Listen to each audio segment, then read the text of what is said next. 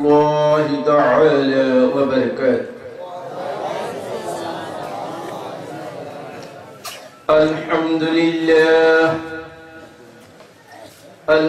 لله رب العالمين فاطر السماوات والأرضين الصلاة والسلام على من كان نبيا وآدم بين الماء والطين أجمل الأجملين وأكمل الأكملين سيدنا محمد وآله وأصحابه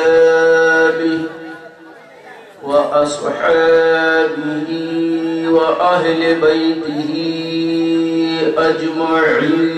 أجمعين أما بعد أعوذ بالله من الشيطان الرجيم بسم الله الرحمن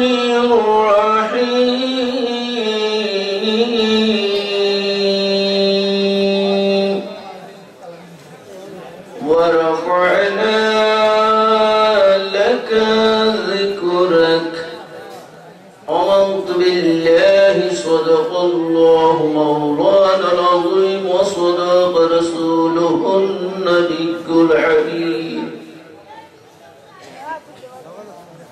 وإذا قال الله تعالى في شان حبيبه إن الله وملائكته يصلون على النبي يا أيها الذين آمنوا صلوا عليه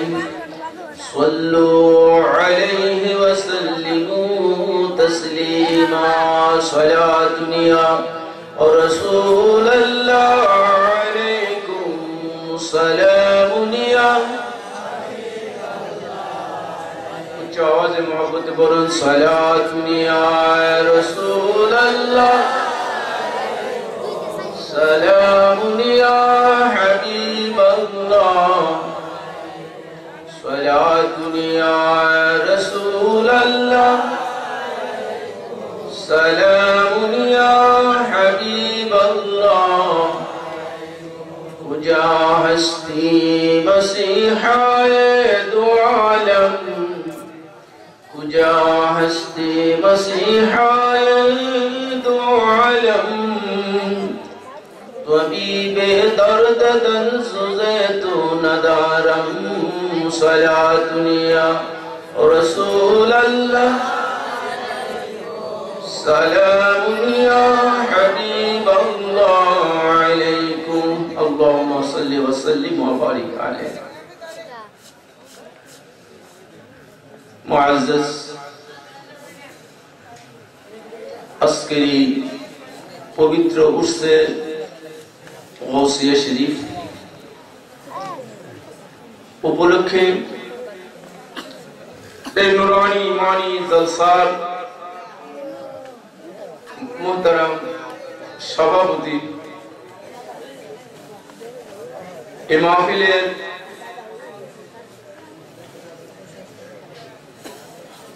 खिदमते जिनी गुजारिश पीर साहेब हुजूर किबला महफिले सम्मानित उलमाए किराम और बेयानी निजाम दूर दूरांत থেকে আগত आशिकाने मुस्तफा सल्लल्लाहु अलैहि वसल्लम ব্রাদারানের তরিকত আমার সকল শ্রেণী ধর্মপ্রাণ ইমানদার ভাইয়েরা, পর্দানশীল মা বোনেরা, সর্বপ্রথম আমি আপনাদেরকে মোবারকবাদ জানাচ্ছি।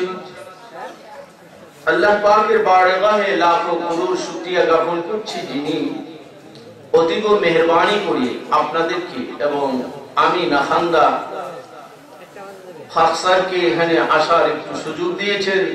হুজুর সৈয়দনা গৌসে পাক ফয়জাত ও বারাকাত হাসিল করার তৌফিক দান করেছেন। সকলে উচ্চ আওয়াজে গলার ভলিউমটুকু একটু মেজাজি কণ্ঠে বলুন আলহামদুলিল্লাহ। আমরা এখানে উপস্থিত হয়েছি, উপস্থিত হওয়ার পিছনে আমাদের একটা মাকসুদ উদ্দেশ্য আছে, ঠিক কিনা? সকলের মাকসুদ একরকম কিনা সেটা আমি জানি না, সেটা তো আল্লাহ পাক জানেন। আমি আলোচনা করব, এই আলোচনার শোনার মধ্যে সকলের মাকসুদ উদ্দেশ্য একরকম হবে কি মনে হয়? কারো উদ্দেশ্য হবে ওয়াজ নসিহত শোনা, কারো উদ্দেশ্য হবে কণ্ঠটা কেমন জানা, কারো উদ্দেশ্য হবে বক্তা কত চিৎকার দিয়ে কত গজল গাইতে পারে। এরকম এক একজনের এক একটা মনোভাব থাকে, ঠিক কিনা? সকলের মাকসুদ মাকাসিদ একরকম হবে না, ভিন্ন ভিন্ন মাকাসিদে এখানে আসছে। হয়তো দেখা যাবে 10 মিনিট পরে 2-1 করে উঠেও যেতে পারে, কারণ এটা তৃপ্তি অনুযায়ী খাবার এক একজনের কাছে এক একটা ভালো লাগে। কারো কাছে বিরিয়ানি ভালো লাগে, কারো কাছে পোলাও ভালো লাগে, কারো কাছে শুটকি ভর্তা ভালো লাগে। এক একজনের রুচি এক এক। তাই বলে কি সকলেই কোরআন হাদিসের স্বাদ পাবে? তাই না।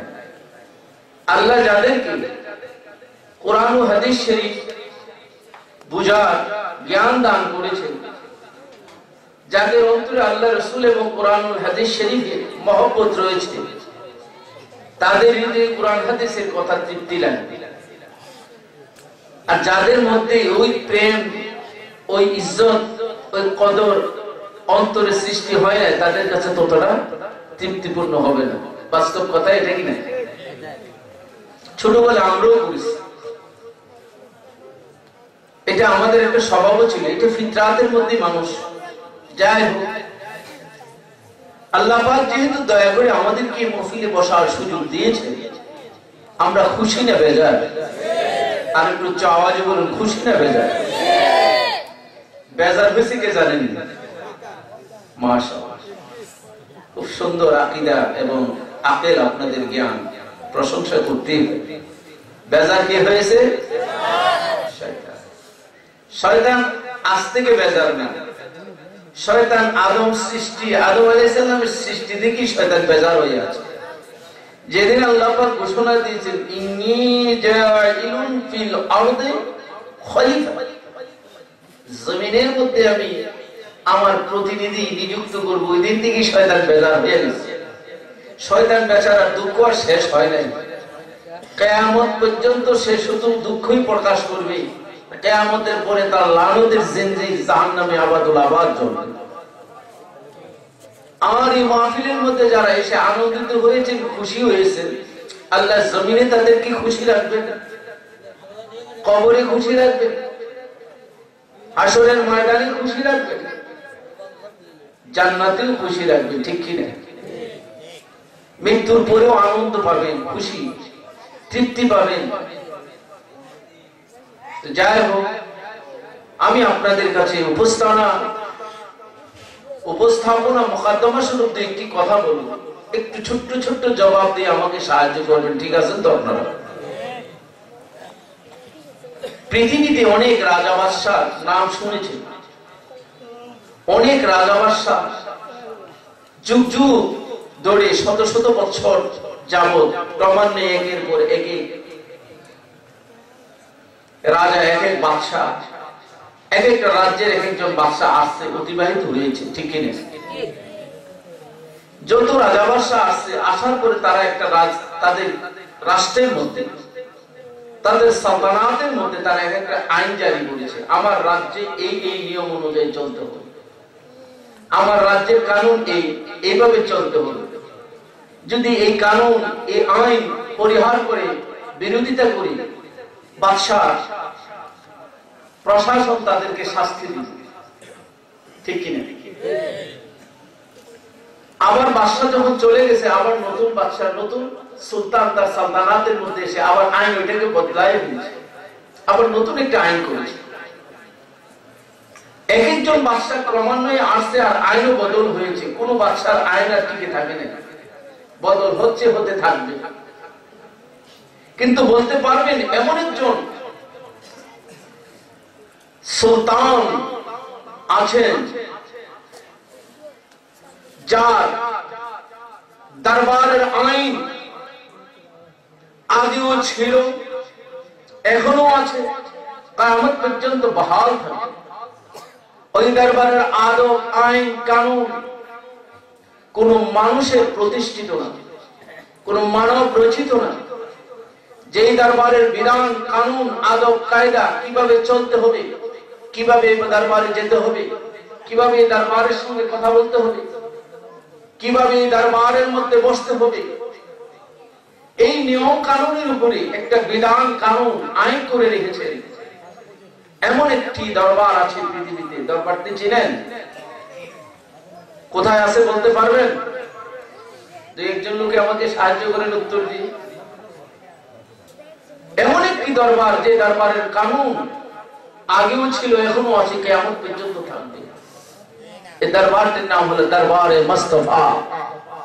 দরবারে মুস্তাফা সরকার দো আলম, শাফিউল মুসলিমিন, শাহে বহরবর, মুলকে খুশকতর, साहिबिन्यात वन्याकल कौसर, शम्मे कायनात का शम्सुद्दुहा, सुबह कायनात का बद्रुद्दुजा, रसूल का रसूल, पैगंबरों का पैगंबरा, दनाए गयो अल्लाह की प्यारे प्यारे महबूब, काले कल्बी जुल्फे वल्लज़ीना आमनू ला तरफअू अस्वातकुम फौका सौतिन नबी।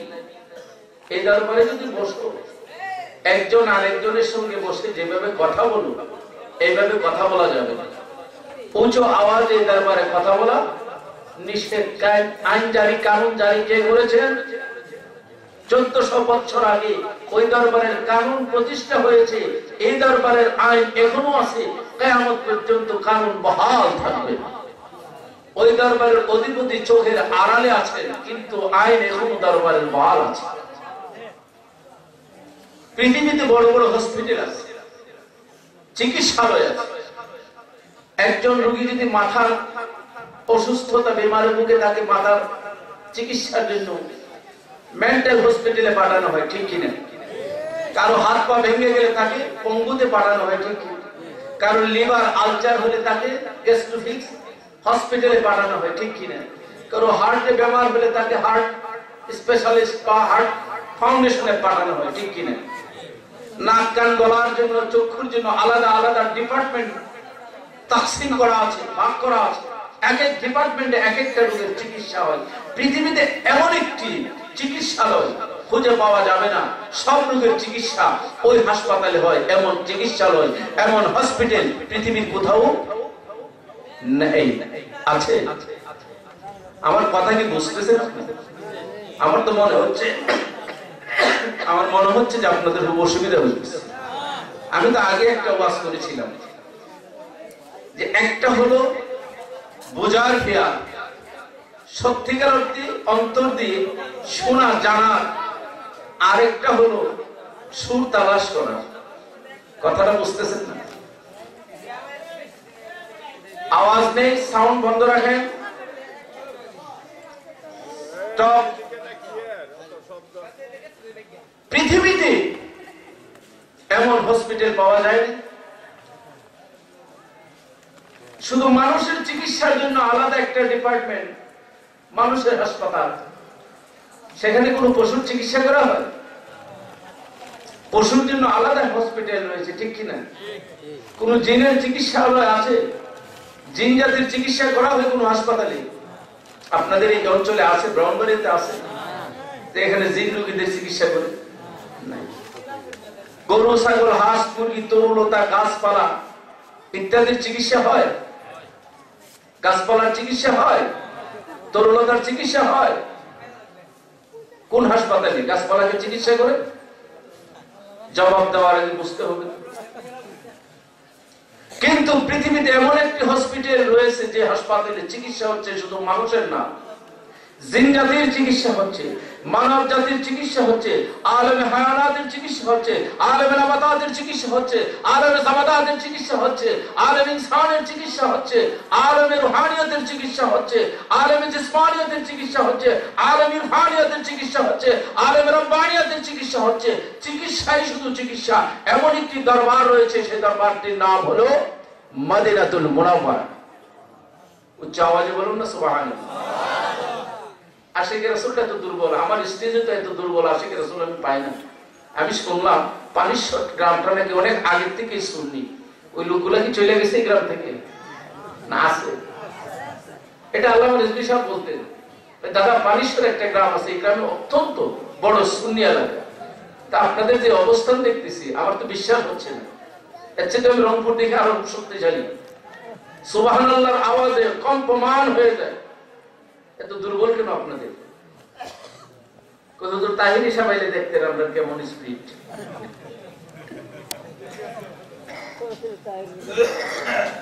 আমার বাবাও মোটামুটি একটু ইয়ং বয়সে চিৎকার দিয়ে কইতে পারে, আপনারাও পারেন। আমি তো দুর্বল, আমাকে একটু সাহায্য করবেন।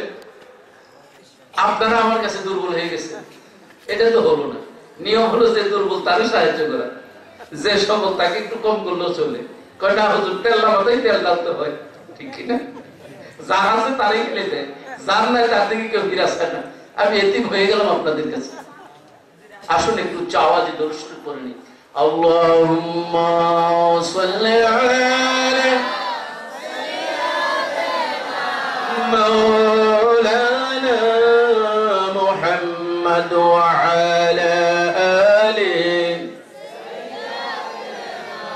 মাওলানা মুহাম্মদ ওয়া আলা আলি সাইয়্যিদিনা।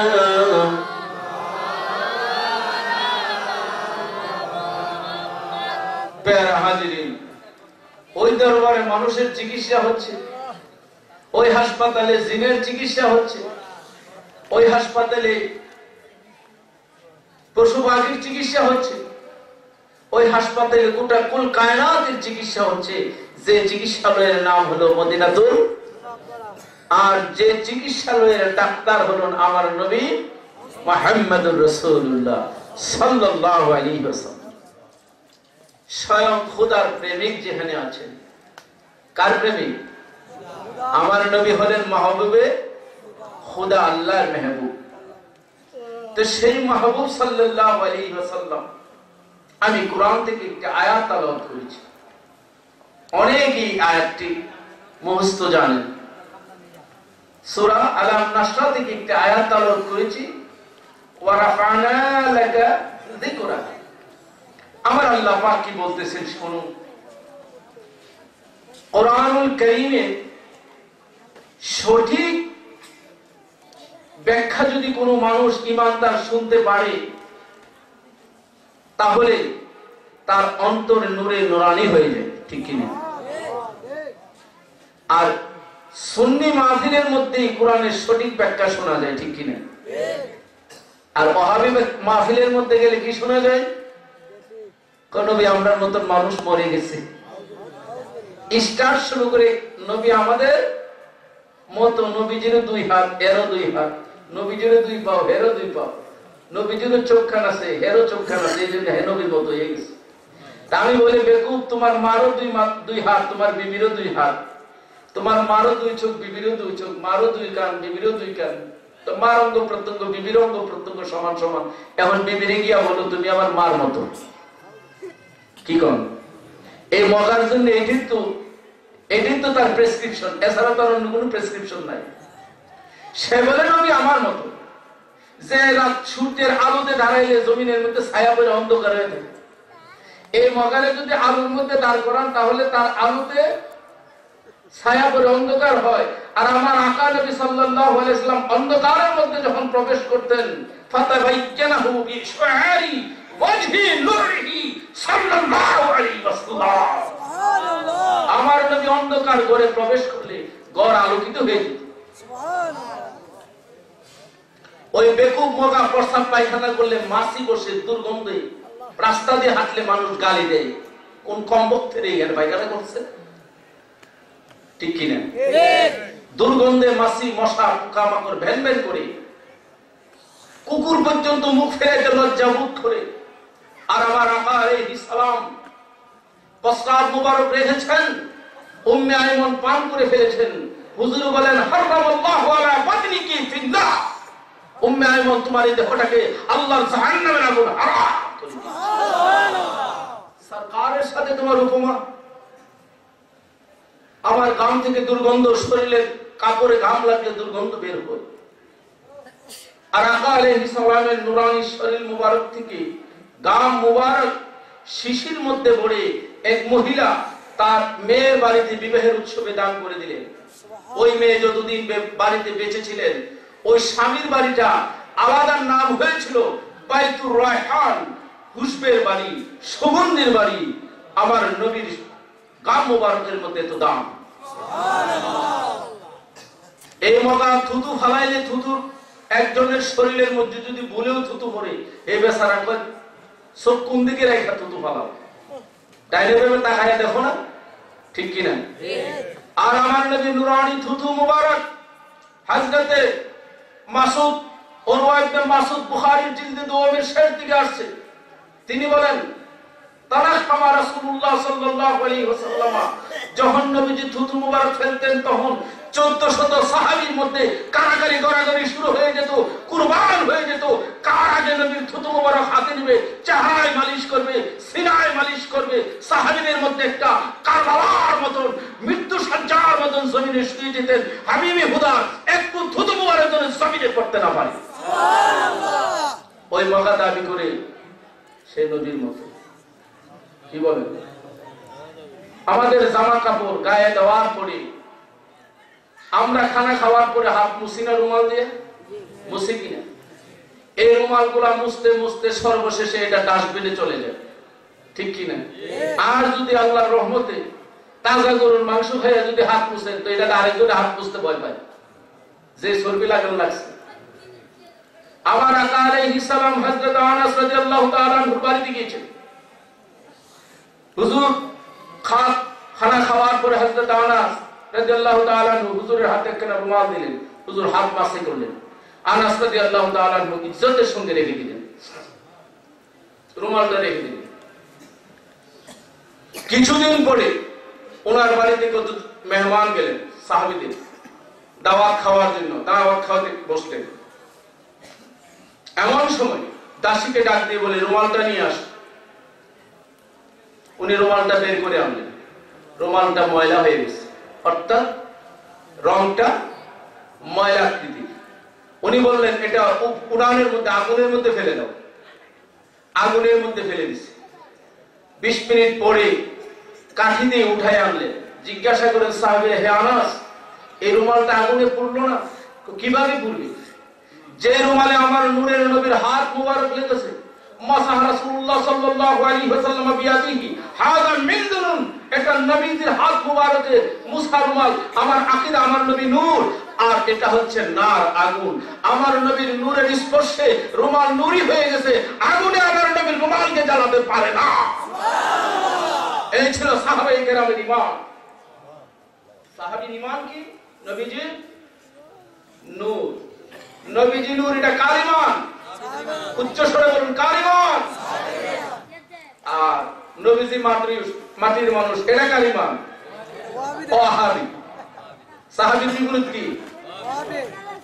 সাহাবী হলো ঈমানদার, ওয়াহাবী হলো বেঈমান। সাহাবীর ঈমান হলো নবীজি নূর, ওয়াহাবীর ঈমান হলো আমি ডাকি আর অভাবী।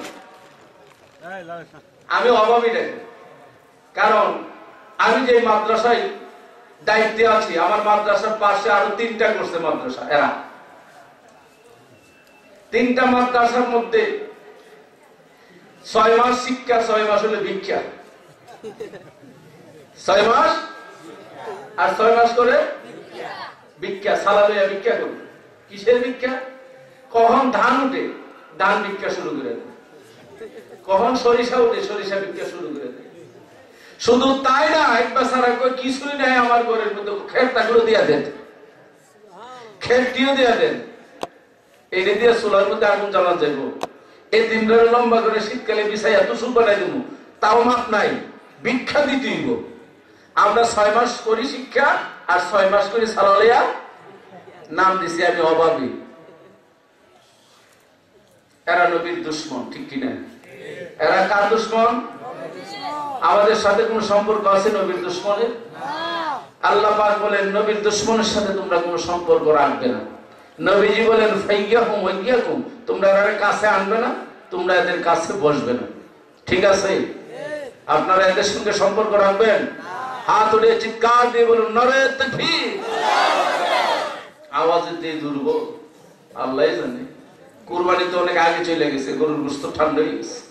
একটু উচ্চ আওয়াজে বলুন নারে তাকবীর, নারে রিসালাত। ওয়াহাবিরাকে শিরক করতেছে। আল্লাহু আকবার, ঠিক আছে, কিন্তু ইয়া রাসূলুল্লাহ নাই।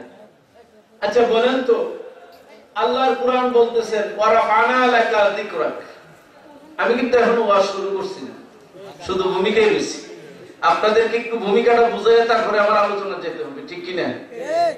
ভূমিকাটা শুনে আমার নবীজি ফরমান, আমার আল্লাহ পাক ফরমান রাফা'না লাকা যিকরাক, হে নবী আমি আপনার জিকিরকে বুলন্দ করেছি, আপনার জিকিরকে উঁচু করেছি। আল্লাহকে প্রশ্ন করুন, আল্লাহ আপনি আমার নবীর জিকিরকে কতটুকু বুলন্দ করেছেন? কতটুকু প্রশ্ন করবে না, যেটাই আমি আল্লাহ সেটাই আমার রাসূল। কোন সুবহানাল্লাহ। কতটুকু প্রশ্ন করে জবাব পাবে না, আমার জিকির যেখানে আমার নবীর জিকির সেখানে। আমি বলবো দলিল প্রমাণ কি? আল্লাহ আল্লাহ পাক কয় তুমি ঈমান এনেছো, কালেমা পড়ে লা ইলাহা ইল্লাল্লাহু মুহাম্মাদুর রাসূল। আসেনি? শুরুতে লা ইলাহা ইল্লাল্লাহ, শেষে মুহাম্মাদুর রাসূলুল্লাহ। তাহলে আল্লাহর জিকির যেখানে, নবীজির জিকির, এটা কালেমার মধ্যে, ঈমানের মধ্যে আছে কিনা? আসুন এবার আযানের মধ্যে আশহাদু আল্লা ইলাহা ইল্লাল্লাহ, আশহাদু আন্না মুহাম্মাদুর রাসূলুল্লাহ, আল্লাহর জিকিরের সাথে আযানের মধ্যে আছে কিনা? নামাজের মধ্যে আছে কিনা? আমার নবীজির জিকির নামাজের মধ্যে না করলে নামাজ হবে না। আযানে আছে, ইকামতের মধ্যে আছে, কোরআনের মধ্যে আছে, হাদিস শরীফের মধ্যে আছে, আল্লাহর আরশের মধ্যে, খুঁটির মধ্যে আছে। সাইয়্যিদুনা আদম আলাইহিস সালাম বলেন ইয়া বুনাইয়া আনতা খলিফাতি মিন বাদি ফাখুযুহা বিমারাতিত তাকওয়া ওয়া ওয়াতিল উসকা কুল্লামা যাকারতাল্লাহ ফাযকুর ইলা জানবি ইসমা মুহাম্মাদিন সাল্লাল্লাহু তাআলা আলাইহি ওয়া সাল্লাম রাআইতু ফিল জান্নাহ লা ইলাহা ইল্লাল্লাহু মুহাম্মাদুর রাসূলুল্লাহ মাকতুবান আলা সাকিল আরশ। সুবহানাল্লাহ। আহলে কাহফির আখবার থেকে হাদিস বর্ণনা করতেছেন, আল্লামা ইমাম জারকানি হাদিসকে তাশরীহ করে ব্যাখ্যা করে লিখতেছেন। কি লিখছেন? আমার আল্লাহ পাকের নামের সাথে নবীজির নাম আরশে আজিমে আছে, জান্নাতের পাতায় পাতায় আছে, সাজদাতুল ইয়াকিনের মধ্যে আছে, সিদরাতুত তওবার মধ্যে আছে, কুরগেল মানদের পেশানির মধ্যে আছে। কন্না সুবহানাল্লাহ। ঈমানদারের সিনার মধ্যে আছে লা ইলাহা ইল্লাল্লাহু মুহাম্মাদুর রাসূলুল্লাহ। এই জন্য আমরা চক্ষু মুবারকে নবীজির নাম কষে করে চুম্বু খাই, ঠিক কি না? ওয়াহাবিরা কয় আল্লাহর নাম নিয়ে দেখছি না, নবীর নাম নিয়ে তো সুমা খাও, আল্লাহ বড় না নবী বড়? আমি বলি ভালো কথা, তুই বলবে তোর মা বড় না তোর বউ বড়? উত্তর দে। এ গাদা বল, তোর বিবি বড় না তোর মা বড়? কই মা বড়। তো মারে গেলে সুমা দে। বেকুব কোথায়? ছোট্ট বাচ্চার গালে চুমা দিলে মনোযোগ, খুব মনোযোগ। আপনার বাড়িতে একজন মহিলা বেড়াইতে আসছে, উনি ওনার বাচ্চা নিয়ে এসে গালে চুমা দিয়েছেন, মহিলা খুশি হয়েছে না বেজার হয়েছে? আপনি যদি মাফ করবেন আমাকে বেয়াদবি, আপনি যদি মহিলার গালে গিয়ে চুমা দেন অবস্থাটা কি হইব? মহিলা এই কথা কইব আমার ছেলে বড় না আমি বড়? এই কথা কি মহিলা বলবে? আরে গাধা, দেখো তোর আক্কল তো এরকম, তুই তো জুতার বাড়ি খাওয়ার কথা বলছ, ঠিক কিনা?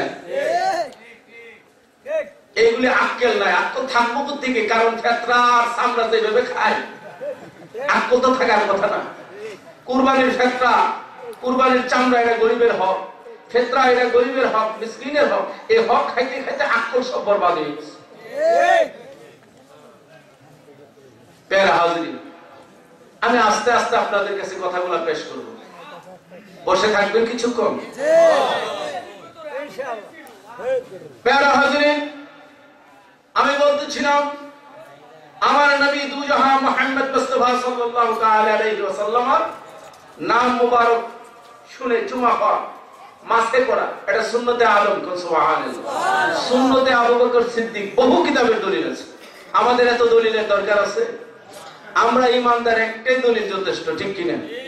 ইমাম ফখরুদ্দিন রাজি রাহমাতুল্লাহ আলাইহি ওনার ইন্তেকালের সময় শয়তানের সঙ্গে বাহাসে বসছে, শত শত দলিল দিচ্ছে আর শয়তান রদ করতেছে। তিনি এক পীর মুর্শিদ রাজিউদ্দিন কুবরা, তিনি কে বলতেছে, হে ফখরুদ্দিন রাজি, আল্লাহর ওয়াহদানিয়তের জন্য এত দলিলের দরকার নেই, তুমি বলো আল্লাহ তো এক, এইটার জন্য একটি দলিলই যথেষ্ট, আল্লাহু আহাদ। এক দলিলে সব শেষ। হাজার দলিলের আমাদের দরকার নাই, আমাদের দলিল এক, ঠিক কিনা? না নড়াচড়া করবেন? প্যারা হাজরিন, তো আমি বলতেছিলাম যেখানে আল্লাহর জিকির সেখানে তো নবীজির জিকির, ঠিক কিনা? সুন্নিদের মাহফিলের মধ্যে আল্লাহর জিকির হয়, আল্লাহু আকবার, নারে তাকবীর, আল্লাহু আকবার, নারে রিসালাত, ইয়া রাসূল। ওয়াহাবিদের মাহফিলের মধ্যে গেলে বলবেন আলী আল্লাহু আকবার, ইয়া রাসূলুল্লাহ, ইয়া রাসূলুল্লাহ, নারে তাকবীর, আল্লাহু আকবার, নারে রিসালাত, ইয়া রাসূলুল্লাহ বলে না। আল্লাহর জিকির নবীজির জিকির। যেটা আল্লাহর জিকির আছে সাথে রাসূলের জিকির আছে, কোরআনে আছে, হাদিস শরীফে আছে, আযানে আছে, ইকামতে আছে, নামাজের মধ্যে আছে, আরশের খুঁটির মধ্যে আছে, খুরুল মন্দের পেশানির মধ্যে আছে, ফেরেশতার জবানের মধ্যে রয়ে গেছে, আরশে আযমের ফেরেশতাদের জবানের তাসবিতে রয়ে গেছে, আছে কি না? ওয়াহাবিরা আল্লাহর জিকির করে নবীজির জিকির বাদ দিছি। আল্লাহকে আমি আমার বন্ধুর জিকির কোথাও বাদ দিই না, একটা জায়গায় বাদ রাখছি। শুধু এক জায়গার মধ্যে আল্লাহর জিকিরের সাথে নবীজির জিকির করা নাজায়েজ, নিষেধ। কোন জায়গাটা বলেন তো? বলবো আমি? কুরবানির ঈদ গেছে কয় মাস হয়েছে? বেশি দিন হয় নাই, 4-5 মাস হয়ে গেছে। ইমাম সাহেব যখন গরু জবাই করে বলে বিসমিল্লাহি আল্লাহু আকবার, বলে না? ইয়া রাসূলুল্লাহ কয় কেন? কেন জবাই করার সময় প্রাণীটার উপরে ছুরি দিয়ে যখন তার গলার মধ্যে ছুরি লাগানো হয় তখন তাকে জবাই করা হয়, কুরবানি করা হয়, তার উপরে একটা আযাব শুরু হয়ে যায়। আমার নবীর নামের মধ্যে আযাব নাই, আল্লাহর নামের মধ্যে আযাব আছে, ঠিক কি না? আল্লাহ গজব দেন কি দেন না? আল্লাহর এক নাম কাহ্হার, এক নাম জব্বার। আল্লাহর নামের মধ্যে কাহ্হারিয়ত আছে, আল্লাহর মধ্যে গজব আছে, এইজন্য আল্লাহ বান্দাকে আযাব দিবেন। আমার নবীর মধ্যে গজব নাই, কারণ আমার নবী হলেন রাহমাতুল লিল আলামিন। এই জন্য জবাই করার সময় প্রাণীটাকে জবাই করবেন, প্রাণীটা তো আল্লাহর বান্দা, ঠিক কিনা? এটা নবীজির উম্মত, ঠিক কিনা? কিন্তু আল্লাহর নাম নিয়ে তার উপরে আযাব করছেন, জবাই করতেছেন, কিন্তু নবীজির নাম নিলে জবাই করা যাবে না, কারণ নবীজি তো রাহমাতুল লিল আলামিন। এই জন্য আল্লাহ কয়, বন্ধু তোমার নাম নিয়ে জবাই করলে তো জবাই করা যাবে না, সুতরাং আমার বান্দা খাবে কি? সুতরাং এখানে তোমার জিকির একটু দূরে রাখলাম। এখান থেকে মাসালা কি পাওয়া গেছে? যেখানে গজব এখানে নবীজির জিকির আল্লাহর জিকিরের সাথে নাই, যেখানে রহমত এখানে আল্লাহর জিকির নবীজির জিকির। নামাজ রহমত কিনা? এখানে আল্লাহর জিকিরের সাথে নবীজির জিকির আছে। কোরআন রহমত কিনা? কোরআনের মধ্যে নবীজির জিকিরের সাথে আল্লাহর জিকির আছে। ইকামত রহমত কিনা? ইকামতের মধ্যে নবীজির জিকিরের সাথে আল্লাহর জিকিরের সাথে নবীজির জিকির আছে। কালেমা রহমত কিনা? কালেমার মধ্যে আল্লাহর জিকিরের সাথে নবীজির জিকির আছে। জান্নাত রহমত কিনা? তো জান্নাতের মধ্যে পাতায় পাতায় জান্নাতের হুরগেল মন্দের পেশানির মধ্যে চৌখাটের মধ্যে আল্লাহর নাম, নবীজির নাম, আল্লাহর জিকির, নবীজির জিকির আছে, আছে কিনা? আছে। দুজখের মধ্যে কি আল্লাহর জিকিরের সাথে নবীজির জিকির আছে? নাই। যে মাহফিলের মধ্যে আল্লাহর জিকির আছে, নবীজির জিকির নাই, বোঝা গেল এই মাহফিলটা ঈমান জবাই করার মাহফিল। ঠিক কি না? উত্তর আওয়াজ দিয়ে বলুন, যে মাহফিল ইয়া আল্লাহু আকবার আছে কিন্তু ইয়া রাসূলুল্লাহ না, ওই মাহফিলটা কি? ঈমান কুরবানির মাহফিল। এটা গজবের মাহফিল, রহমতের মাহফিল না। আহলে সুন্নাত ওয়াল জামাতের মাহফিল, সুন্নি কনফারেন্স, সুন্নি সম্মেলন, আউলিয়া কেরামের উরুস মাহফিল। এখানে আল্লাহর রহমত আছে, এখানের মধ্যে নারায়ে তাকবীর আছে, নারায়ে সালাত আছে। ওয়াহাবিদের মাহফিলের মধ্যে আল্লাহর রহমত না, এটা গজবের মাহফিল। তাদের স্লোগান দ্বারা প্রমাণ হয়ে গেছে। দলিল এরাই, আমরা কি দলিল দিতে হবে নাকি? এরা দ্বারাই তারা প্রমাণিত করছে যে আমাদের মাহফিলটা গজবের মাহফিল, এই জন্য নবীজিকে বাদ রাখছে। ঠিক কি না? কষ্ট হইতেছে? ও আজকে করবো? আচ্ছা, একটু দরুদ শরীফ বলুন। সালাতুন ইয়া রাসূলুল্লাহ, সালামুন ইয়া হাবিবাল্লাহ, সালাতুন ইয়া রাসূলুল্লাহ, সালামুন ইয়া হাবিবাল্লাহ। আমার আল্লাহ পাক বলেন, ওয়া রাফা'না লাকা যিকরাক, হে নবী আমি আপনার জিকিরকে আওয়াজ, আপনার ইজ্জতকে, কদরকে উঁচু করেছি, বুলন্দ করেছি। এই আয়াতের মধ্যে একটি শব্দ আছে, এখানে লাকা একটা শব্দ আছে, লাকা শব্দের তাফসীরে আছে, হে নবী আমি তো আপনার ইজ্জতকে বুলন্দ করেছি, আপনার সম্মানকে বাড়িয়ে দিয়েছি। দুনিয়ায় কোনো বান্দা যদি আপনাকে সম্মান করে, কোনো মানুষ নয়, সৃষ্টির কোনো বস্তু যদি আপনাকে তাজিম করে, তারও সম্মান বেড়ে যাবে। সুবহানাল্লাহ। মুরব্বিরা একটু প্রায়শা করেন না স্টেজে, খালি থাকলে তো ভালো লাগে না। আমি তো মোটামুটি স্টেজে আলেম পাই, অনেক মুরব্বি পাই, ঠিক কিনা? আসেন, উপরে আসলে ভালো লাগে।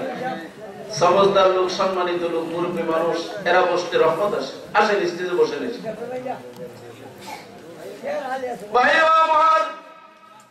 আল্লাহ জাল্লা শানুহু আম্মা নালুহু ফরমান, ওয়া রাফা'না লাকা যিকরাক, ওগো আমার মাহবুব বন্ধু, আমার নবীজি আল্লাহর বন্ধু। কার বন্ধু? শুধু আল্লাহর বন্ধু?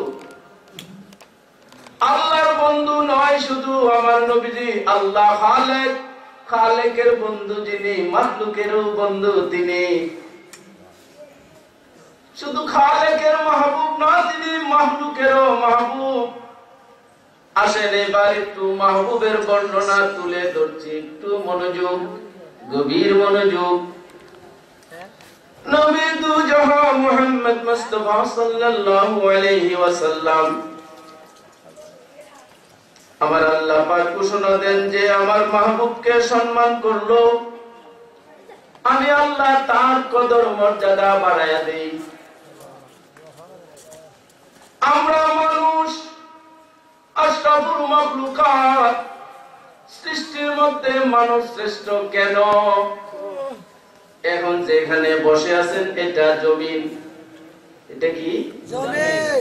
মাটি পাথর, এটা জমিন। এই জমিনের একটা নাম আছে, এটাকে বলে আলমে জামাদাত। আলমে জামাদাত। এই জমিনের মধ্যে গাছপালা, তরুলতা জন্মায়। এই মাটি আকাশ থেকে বৃষ্টি জমিনের মধ্যে আসে। জমিনকে যদি হাল চাষ না দেওয়া হয়, এই জমিনে গাছপালা হবে না? হবে? তরুলতা হবে? গাছপালা, তরুলতা, এটা একটা আলম, এটার নাম আলমে নাবাতাত। জমিন আলমে জামাদাত, গাছপালা, তরুলতা আলমে নাবাতাত। মনোযোগ, সেকেন্ডের সময়ের জন্য মনটাকে ভিন্ন দিকে নিবেন না, তাহলে কোরআনের স্বাদ তৃপ্তি বুঝে আসবে না। কোরআন কত মূল্যবান, কোরআনের ব্যাখ্যা কত তৃপ্তি, কত স্বাদ, যদি একবার নবীজির আশিক হইয়া এই কোরআনের প্রতিটি হরফে হরফে নবীজির সম্মান বর্ণনা। আমি কোরআনের এমন একটি হরফ পাইলাম না যে হরফের মধ্যে নবীজির প্রশংসা নাই। আরে 6666 আয়াত না, কোরআনের প্রতিটি হরফে হরফে শুধু নবীজিকে দেখা যায়।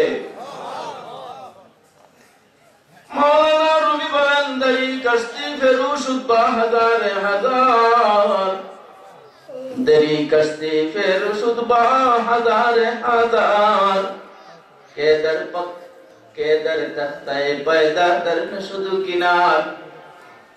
কোরআন একটি গভীর সমুদ্র, আটলান্টিক মহাসাগর, প্রশান্ত মহাসাগরের নাম শুনছেন।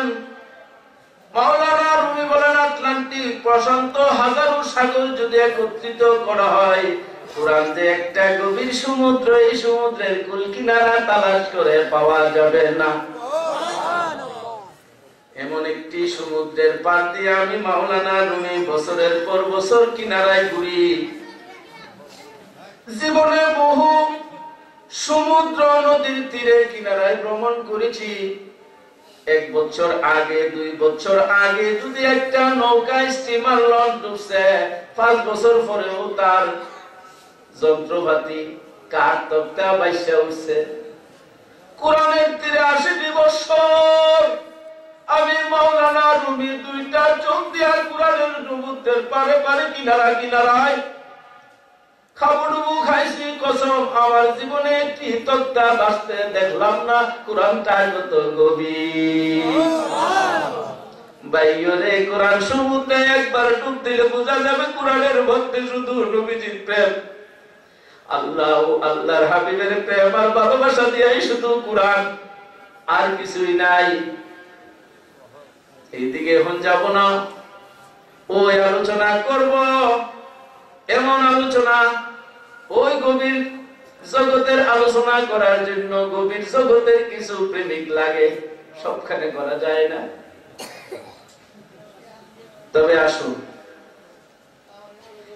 এই কোরআনুল কারীমের মধ্যে কোন কোন আয়াত শরীয়তের আহকাম জারি হয়েছে, কোন আয়াত মুহকামাত, আয়াতে মাহফুজ, কোন আয়াত মুতাশাবিহাত, কোন আয়াত কিসসা। যে আয়াতে আল্লাহ হুকুম জারি করছে স্পষ্ট আয়াত তো নবীজির সম্মান বর্ণনা করছেন, যে আয়াত অস্পষ্ট এটা আল্লাহ হাবিবের মধ্যে গোপন রাখছেন। কিচ্ছা কাহিনী যতগুলো বর্ণনা করছেন পূর্ববর্তী নবীগণের, ওই নবীগণের কিচ্ছা কাহিনীর দ্বারা আমার নবীকে আল্লাহ পাক আরো সম্মান করেছে। আমারে কোন এক মাহফিলে কয়েকজন আলেম জিজ্ঞাসা করলেন, হুজুর আপনি বললেন কোরআনের প্রত্যেকটি শব্দে শব্দে মিলাদ আছে, এটা তো বুঝে আসলো না, ওহাবীরা কই মিলাদ কোরআনেই নাই।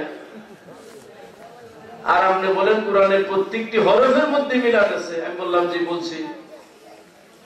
এখন কোরআনের এক একটা হরফের মিলাদ প্রমাণ করতে গেলে তো আমার হায়াত লাগবে আল্লাহর 100 বছর, এরপরে আমি বোঝানো সম্ভব হইব। তাহলে একটা দলিল হইল দেন যে কোরআনের প্রতিটি শব্দে যে মিলাদ আছে, একটা দলিল দেন। আমি বলি তো কোরআন শুধু মানেন, পড়েন বিসমিল্লাহির রহমানির রহিম। এই কোরআনের প্রথম হরফটা বা কিনা? আমি বলি বা হরফের মধ্যে মিলাদ আছে, এই বা হরফটার মধ্যে মিলাদ আছে। কেমনে আছে? আল্লাহ পাক আদমকে সৃষ্টি করে রোমান নামক পর্বতের মধ্যে আদম আলাইহিস সালামকে দাঁড় করাইলেন। আল্লাহর কুদরতের টান হস্ত মুবারক তারা ডান দিকে মাসে করলেন, আর আদম সন্তান সব বাইরে গেল। আবার বাম হাত দ্বারা বাম দিকে মাসে করলেন, আর বাম দিক থেকে আদম সন্তান বের হলো। ডাইনে বামে আদম সন্তান বাইরে হলো। ডাইন দিকে যারা বাইরে হলো তারা ইমানদার, বাম দিকে যারা বাইরে হলো তারা বেঈমান। সব সামনে হাজির হইছে। হওয়ার পর আল্লাহ কয় আলাস্তু বিরাব্বিকুম, আমি কি তোমরা প্রভু? আলাস্তু বিরাব্বিকুম বলতে সর্বপ্রথম আল্লাহ পাকের কালাম জবান, আল্লাহ পাকের কালামে ইলাহির মধ্যে আইছে হামজা আলিফ, আইছে কি না? এই আলিফ জবাব ওই মজলিসের মধ্যে আমার নবীজি নুরানি জবান দিয়েছেন কালু বালা। সর্বপ্রথম আমার নবীজি বলছেন বালা। সুবহানাল্লাহ। কে বলছেন? নবীজি বালা বলার সাথে সবাই একসাথে উত্তর দিয়েছেন বালা। আল্লাহ আলাস্তুবির মধ্যে আল্লাহ পাকের কালাম থেকে আসছে সর্বপ্রথম আলিফ, আর নবীজির বালা জবান থেকে আসছে বা। এই বা দিয়া আল্লাহ বিসমিল্লাহ শুরু করেছেন, আলিফ দিয়া শুরু করে নাই, কারণ আল্লাহর জন্ম নাই। আমার নবীর মিলাদ আছে, নবীর মিলাদ হওয়ার কারণে আলিফেরও জন্ম হয়েছে, বাহরও জন্ম হয়েছে, এই জন্য বা হরফের মধ্যে মিলাদ আছে। আমি আপনাদের একটু সংক্ষেপে বুঝাইলাম, শুধু বা হরফের ব্যাখ্যা দিলে অন্তত 2 ঘন্টা লাগবে। আমার ফখর না, অহংকার না, আল্লাহর রাস্তে বলছি। যাই হোক, ওই দিকে গেলাম, যে বিষয়টা তুলছি ওইটার দিকে আসে। ভাই আমার নবী দু জাহান মুহাম্মদ মুস্তাফা সাল্লাল্লাহু তাআলা আলাইহি ওয়াসাল্লাম, তিনি সকলের মাহবুব, আল্লাহর মাহবুব, আমরারও মাহবুব। এই জমিনের মধ্যে হাল না দিলে, জমিন চাষ না করলে গাছপালা জন্ম হয় না, হয়? তাহলে বোঝা গেল গাছপালা জমিনের চেয়ে দামি। জমিনের চেয়ে গাছপালার মান না হইলে গাছপালা জমিন কি কুবাই এত গাছপালা জন্ম দিবেন? তাইলে জমিন থেকে গাছপালা দামি না হইলে জমিন কি কেন কাটলেন? এমন আসেন এই গাছপালা তরুলতা কাইটা পশু পাখিরে খাবার খাওয়ান, ঠিক কিনা? তাইলে গাছপালার চাইতে পশু পাখি দামি, নাইলে গাছপালাকে এত যত্ন করে বড় করে পশু পাখিকে কেন খাওয়াবেন? তাহলে আলমে নাবাতাত থেকে আলমে হায়ওয়ানাত দামি।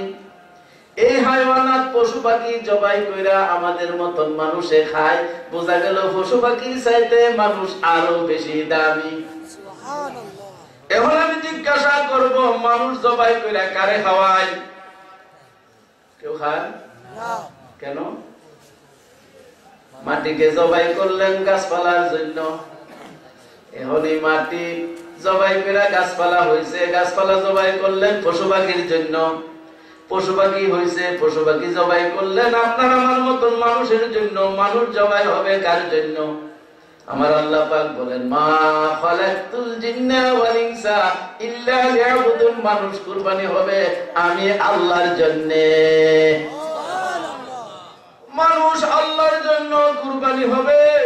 আল্লাহ মাখলুক না, আল্লাহ খালেক, আল্লাহ স্রষ্টা। গাছপালা মাখলুক, মাটি মাখলুক, তরুলতা মাখলুক, মানুষও মাখলুক। এক মাখলুক আরেক মাখলুকের জন্য কুরবানি হয়। মানুষ এমন একটা মাখলুক যে মাখলুক একমাত্র খালেক আমার আল্লাহর জন্য কুরবানি হবে।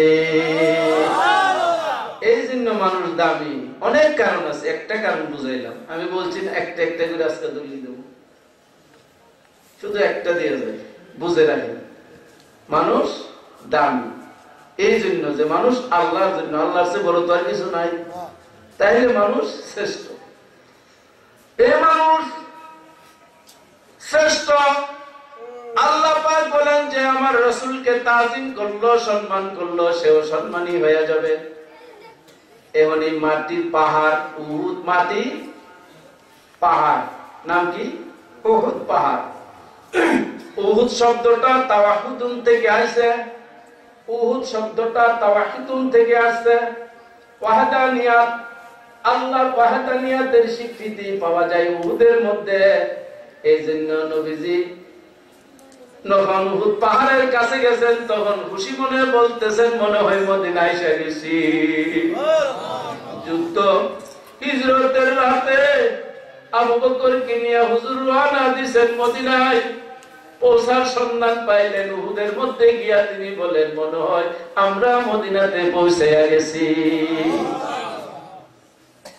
এই পাহাড় মদিনাতে। তুর পাহাড় মুসা আলাইহিস সালাম উঠছেন, আল্লাহর কাছে ফরিয়াদ করেন, রব্বি আরনি, রব্বি আরনি, আল্লাহ আমাদের দেখা দাও। আল্লাহ কয় লান তারানি, মুসা তুমি আমারে দেখতে পারবে না। কোরআনে কয় লান তারানি, তুমি আমারে দেখতে পারবে না। আল্লাহ এই কথা কয় না যে মুসা আমার দিদার, আমার দর্শন, আমারে দেখতে পারবে না। লান তারানি, তুমি আমাকে, তোমার দ্বারা দেখা সম্ভব না। আমি দেখা দেব না এই কথা কইছে। কেন কয় নাই? বেহেশতে আল্লাহ বান্দারে দেখা দিবে। যদি কই আমি দেখা দেব না, আমার দিদার হারাম, আমার দিদার নিষেধ, তাইলে তো বেহেশতে দেখতে পারবে না। তো দেখতে পারবে না এখন কেন? আমার যে মাহবুব এখনো আমারে দেখা, এখনো আমার মাহবুব আমাকে দেখে নাই, আমার মাহবুব আমার দেখে উদ্বোধন করার পরে তুমি দেখবা, মুসাকে আইসবা দেখতে পারবে না। মেরাজে আমার মাহবুব আমার দিদার দেখে উদ্বোধন করবে, আর জান্নাতের সমস্ত বান্দা আমারে দেখবে। আমার দিদারটা আমার মাহবুবের জন্য গোপন রাখছি, তিনি উদ্বোধন করার পরে দেখা শুরু হবে। নামাজ পড়ো কার জন্য? আল্লাহর দিদারের জন্য। আল্লাহর দিদার নবী দুজাহা মুহাম্মদ মুস্তাফা সাল্লাল্লাহু আলাইহি ওয়াসাল্লাম মেরাজ রাতে উদ্বোধন করে আসছেন। আর হাসরের পরে জান্নাতের মধ্যে আল্লাহ কয়, আয়ো দেখো, আয়ো দেখো, আয়ো দেখো। কে দেখবে রে বান্দা? সো আমার দিদারের জন্য হাজির হয়ে যাও। একবার তাকাইবো ৭০,০০০ বছর অতীত হয়ে যাবে। এক তাকানো, চোখের উপরের বাতিটা নিচে নামবে না। আল্লাহর দিদার যতই দেখবে ততই স্বাদ, যতই দেখবে ততই তৃপ্তি, যতই দেখবে ততই শান্তি।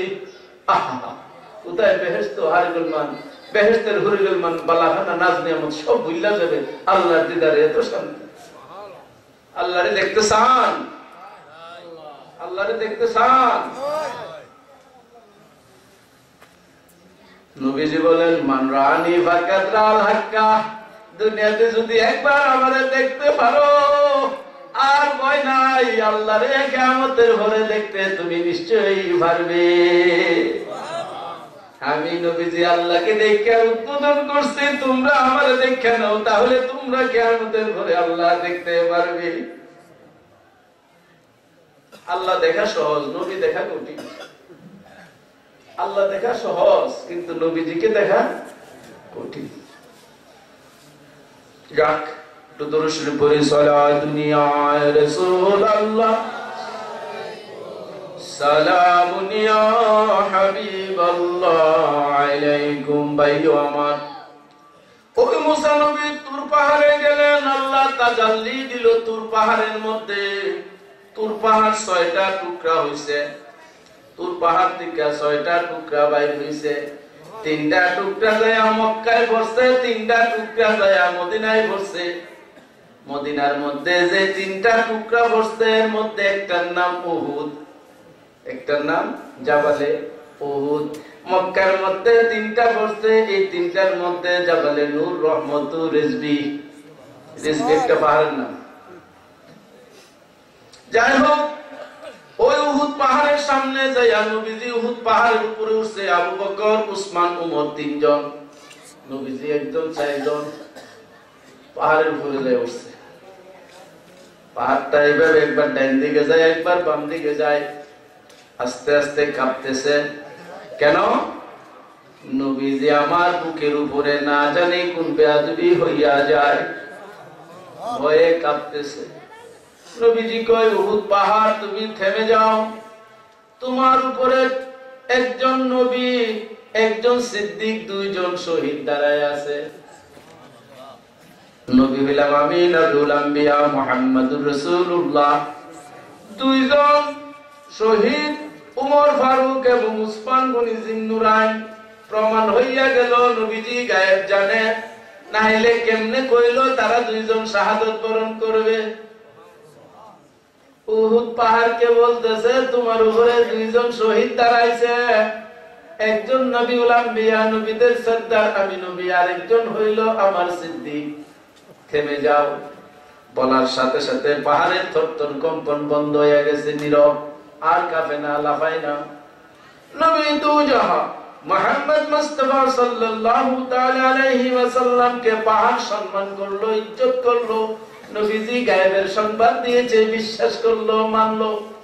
নবীজি কয়, উহুদ জাবালু, উহুদ জাবালু, উহুদ, উহুদ একটি পাহাড়, উহুদ একটি পাহাড়, ইউহিব্বুনা ওয়া নুহিব্বুহু, পাহাড় আমাকে ভালোবাসে, এই জন্য আমি নবী উহুদ পাহাড়কে ভালোবাসি।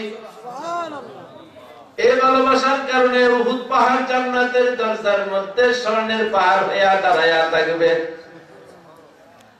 মাটির পাহাড়, এই মাটি থেকে মানুষের দাম অনেক বেশি। আমি আগে বুঝাইছি আপনাদেরকে। আজ মাটির পাহাড় জান্নাতের দরজার মধ্যে থাকবে। আমি বলবো, মাটির পাহাড় জান্নাতের দরজায় চলে গেল কার কারণে, কিসের কারণে? কয় ওয়াক্ত নামাজ উহুদ পাহাড় পড়ছে আমারে বলেন? কয় মাস রোজা রাখছে উহুদ পাহাড়? হজ কয়দিন করছে, টঙ্গীর ইস্তেমার মধ্যে কয়বার গেছে? ইস্তেমার না গেলে তো হজই হয় না। কেতা বালিশ কোডা বদনা খান্ডি ঘড়ি ফাতিল ডেক ডিক্সি লইয়া বাপরে বাপ কয় সোয়াব, খালি সোয়াব, খালি সোয়াব। নাম লেখান, নাম লেখান, নাম লেখান। নাম লেখানোর পরে বেহেশত গেলে চাবি লাগবো, বেহেশতের চাবি তাড়াতাড়ি সংগ্রহ করেন। বেহেশতের চাবি কি? নামাজ। এই জন্য বেহেশতের চাবির বস্তা বানতেছে। বেহেশতের চাবি দিয়া বেহেশতে যাওয়া যায় না, এই চাবি নিয়ে দুজুকে যাইতে হবে। প্রমাণ আমি দিচ্ছি, আমি দিতেছি। চাবি লইয়া দুজুকে যাইতে হয় কেন? এক বাড়ির মালিক তার দারোয়ানের কাছে সব রুমের চাবি দিয়ে দিছে। কোন মেহমান আসলে, এই লোকজন আসলে এই রুমে দিবা, অফিস আদালতের লোকজন আসলে এই রুমে বসাইবা। এক একটা কামরায় এক একটা চাবি থাকে, এক সব চাবি মুঠা বাইন্দা বাড়ির দারোয়ানকে দিয়ে দিছে। মালিক তাকে ডাকা, দারোয়ান তাকে, কেয়ারটেকার, সব চাবি আছে। হঠাৎ করে মালিকের সঙ্গে মনিবের সঙ্গে এই দারোয়ান বাড়ির গোলামের চাকরের সম্পর্ক ছিন্ন হয়ে গেছে। মালিক ছিন্ন করে দিছে, গোলামরে বাইর করে দিছে, আমার ঘরে তোমার জায়গা নাই, তুমি বেয়াদব, এখন যাও।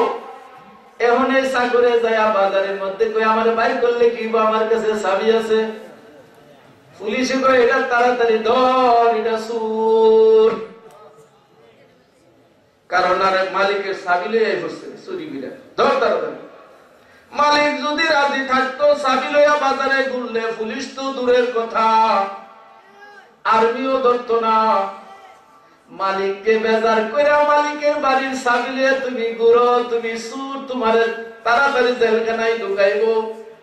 জান্নাতের মালিক নবী মুহাম্মদুর রাসূলুল্লাহ, তুমি নামাজ পড়ে জান্নাতের চাবির বস্তা বানছো টঙ্গী যায়া, কিয়ামতের ময়দানে আমার ভয় লাগে ফেরেশতারা তোমারে চুর কইয়া নিতে যুগে ঢুকায়। জান্নাতের মালিক কে? রাসূলুল্লাহ।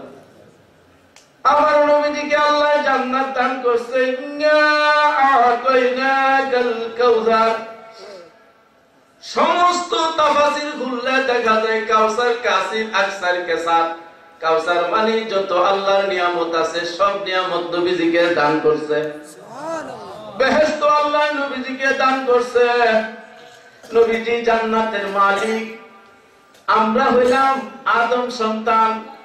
আমাদের বাপের নাম আদম আলাইহিস সালাম, ঠিক না? আমাদের বাপের বাড়ি জন্মস্থান বেহেশতে, সুতরাং আমার বাপের বাড়ি বেহেশত। আপনারা যদি জিজ্ঞাসা করে আপনার বাপের বাড়ি কই, কোন মহিলাকে যদি জিজ্ঞাসা করে মা গো তোমার বাপের বাড়ি কই, আমার বাপের বাড়ি তেলিনগর সরাই। বাপের বাড়ির মায়া ঢোকার সময় কারো পারমিশনের অপেক্ষা করব? বাপের বাড়িতে ছেলে মেয়ে ঢুকবো, পারমিশনের দরকার নাই। ছেলে মেয়ে যদি ত্যায্য হয়ে যায় বাপের বাড়িতে ঢুকতে পারবে না। আদম সন্তান, আপনার আমার বাবা আদম, আদম আলাইহিস সালামের বাড়ি জান্নাতে। আমরা আদম সন্তান, সন্তান বাপের বাড়িতে ঢুকবে, কার পারমিশনের অপেক্ষা করবে? হ্যাঁ, সন্তান বাপের বাড়ি জান্নাতে, তো জান্নাতের মধ্যে বাপের সন্তান হয়তো থাকবে জান্নাতের মধ্যে, ও সন্তানকে বাইর করে দিব। আল্লাহ ভাই আদম গো তোমার মধ্যে তোমার দুই ধরনের সন্তান আছে, একটা সুসন্তান ঈমানদার আর একটা কুসন্তান বেঈমান। দুনিয়াতে যাইয়া কুসন্তানকে দুনিয়ায় জেরে ফেলে দিয়ে ঈমানদার সন্তান লইয়া তুমি তোমার সন্তান লইয়া জান্নাতে আনন্দে ঢুইকা যাও। আদম আলাইহিস সালাম কই উল্লামা যাকাতাল্লাহ ফাযকুরিলা যামবি ইসমা মুহাম্মদ। এখানে আল্লাহর জিকির দিবা, আল্লাহর তাকবীর করবা, সেখানে নবীজির জিকির তাকবীর কইরো, সুবহানাল্লাহ। তাহলে তোমরা আমার সুসন্তান থাকবে। এইজন্য ঈমানদার নামাজ মাহফিলের মধ্যে কয় নারায়ে তাকবীর, আল্লাহু আকবার, নারায়ে রিসালাত, ইয়া রাসূলুল্লাহ। বাপের আদেশ মানছে। এ হাবিব দুশমনে রাসূল, তোরা যদি দাবি করস তোরা আদম সন্তান, তোরা দাবির মূলে আদম আলাইহিস সালাম বাপ, বাপের আদেশ অমান্য করছো, কুসন্তান হইছ, জান্নাতে জায়গা নাই, তেজ্য করে বাইর করছে।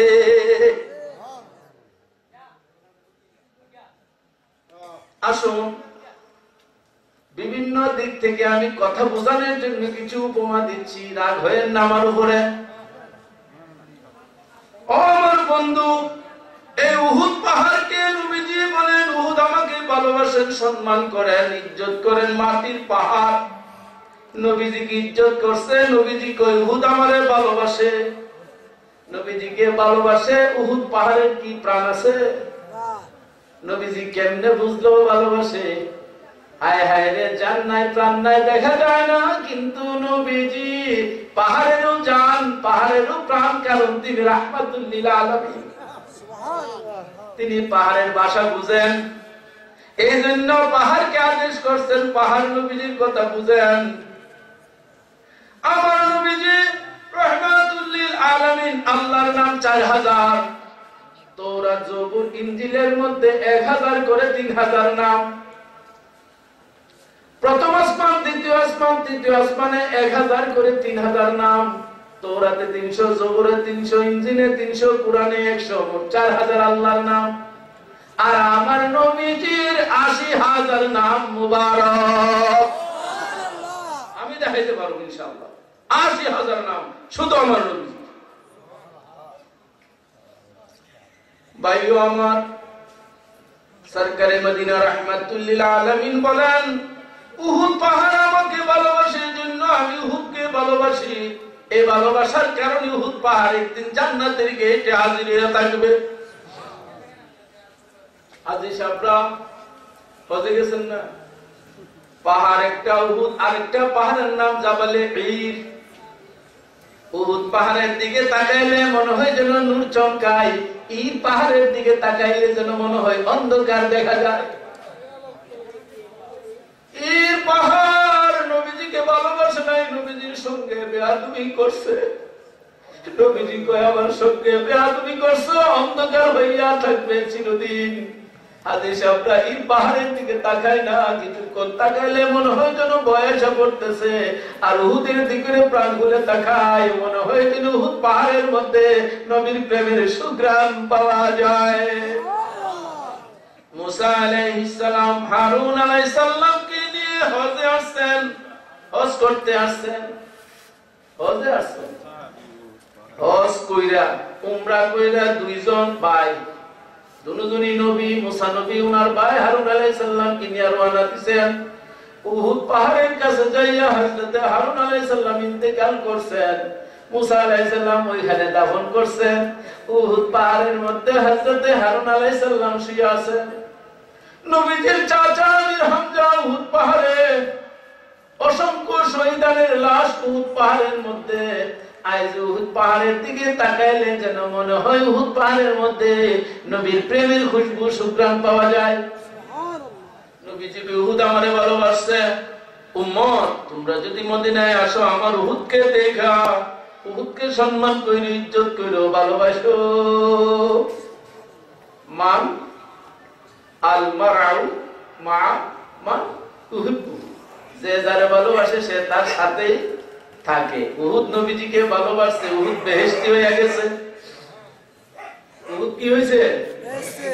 মাটির পাহাড়। আল্লাহর বেহেশত নিবেন, আল্লাহ রাগছে না? আল্লাহ বেজার হইব না? আল্লাহ কয়, আমার বন্ধু যেটাকে ভালোবেসে বেহেশতে নিয়ে যায়, আমার কোনো আপত্তি নাই, কারণ বন্ধুকে তো আমি বেহেশতের এখতিয়ার দিয়ে দিছি। এখন আপনাকে যদি এখতিয়ার দেওয়া হয়, আপনি যেটাকে ইচ্ছে এটাকে করতে পারেন, আপনার উপরে ভরসা। আল্লাহর হাবিব নবী মুহাম্মদুর রাসূলুল্লাহ সাল্লাল্লাহু আলাইহি সাল্লামকে আল্লাহ পাক ইখতিয়ার দিয়েছেন, এবং উহুদ পাহাড়কে নবীজি বেহেশতে নিছেন। আরেকটু আগে আসো, এই মাটির উপরে আলমে নাবাতাত, এটার উপরে আলমে নাবাতাত, গাছপালা। উমর ফারুক থেকে হাদিস, খাতাবানা রাসূলুল্লাহ সাল্লাল্লাহু আলাইহি ওয়াসাল্লাম, আমাদের সামনে নবীজি খুতবা দিতেন। জুমার দিনে খুতবা দেওয়ার সময় হুজুরের পিঠের কাছে একটা খেজুরের শুকনা কাঠ হেলান দিয়ে হুজুর খুতবা দিতেন। এটার নাম হলো উস্তুনে হান্নানা। এটার মধ্যে হেলান দিয়ে হুজুর খুতবা দিতেন। এক সাহাবী এসে বলে, হুজুর আমার ছেলে কাঠমিস্ত্রি, আপনি এটার মধ্যে খুতবা দেন, বাবা আউটে একটু সরাই রেখেন, আমার শরীর থেকে ডিস্টার্ব হইতেছে, একটু ডাইগ্রাম করে রেখেন, ভিডিও হইতেছে তো, তারপরে একটু মাঝে মধ্যে করি। আমি মূলত এটা পক্ষপাতিত্ব না, তারপরে করতেছেন যখন চোখের আলোটা ডিস্টার্ব হয়। নবী দু জাহান মুহাম্মদ মুস্তাফা সাল্লাল্লাহু আলাইহি সাল্লাম খুতবা দিচ্ছেন। এক সাহাবী বলেন, ইয়া রাসূলুল্লাহ আমার ছেলে কাঠমিস্ত্রি, আপনি যদি অনুমতি দেন আপনার জন্য একটা মিম্বর বসাইতে পারি, আপনি মিম্বরে দাঁড়ায় খুতবা দিবেন। নবীজি কারো মনের আশা অপূর্ণ রাখেন নাই, যে যা বলতেন তা রাখতেন। নবীজি কই ঠিক আছে। পরের জুম্মা মিম্বর বানাইছে, খুব সুন্দর করে মিম্বরে না বসাইছে। হুজুর আজ মিম্বরে দাঁড়ায় খুতবা দিবেন, সাহাবীদের মনের মধ্যে একটা আনন্দের জোয়ার এসে গেছে। হুজুর এক সাহাবীরে ডাকতে বললে, এই খেজুরের যে উস্তুনে হান্নানাটা সরাইয়া মসজিদের কর্নারে রাখো। এটা নিয়ে মসজিদের কর্নারে বসাইছে। উস্তুনে হান্নানা আজ হিজরে রাসূল নালামি জাদার বাবে কুল গুফতা পয়গম্বর সে খাকিয়া সতুন গুফতা জানা মাস ভরাকত গাছতে হুন। সাহাবীরা শুনতেছে, একটা বাচ্চা কাঁদতেছে, হান্না জুজুরুন নাখলা, হাদিস শরীফে আছে, কাঁদতেছে একটা ছোট্ট বাচ্চা। ছোট বাচ্চাদের কান্না কিন্তু মায়া লাগে, ঠিক কিনা? বড় মানুষ কাঁদলে, বুড়া মানুষ কাঁদলে, বড় মানুষ কাঁদলে বিরক্তি লাগে। ছোট্ট বাচ্চা কাঁদলে রাত্রে দেখবেন, এই কার বাচ্চা রে কাঁদতেছে, আরে, ঠিক কিনা? আর বুড়া মানুষ কাঁদলে বুড়া যন্ত্রণা ভালো লাগে না, ঠিক কিনা? ছোট্ট বাচ্চার কান্নার মধ্যে মায়া মমতা আছে। সাহাবীরা এদিক ওদিক তাকায়, কোনো মানুষ দেখেন না, কার কান্না শোনা যায়। সাহাবীরা বুঝতে না পারলেও নবীজি বুঝতে পারছেন আশিক মাশিকের খবর। মিয়ানে আশিকু মাশিকের রামজিস কিরামান কাতিবিন দাহাম খবরনিস।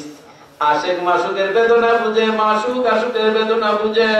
নবীজি মাশুক, উস্তুনে হান্নানা আশিক, আশিক মাশুকের প্রেমে কাঁদে, নবীজি বুঝেন। নবীজি কান্না শুনে আস্তে করে গেলেন, গিয়া জিজ্ঞাসা করতেছেন, হে উস্তুন, তুমি আর কাঁদো না, কাঁদো না, কি হয়েছে তোমার গো?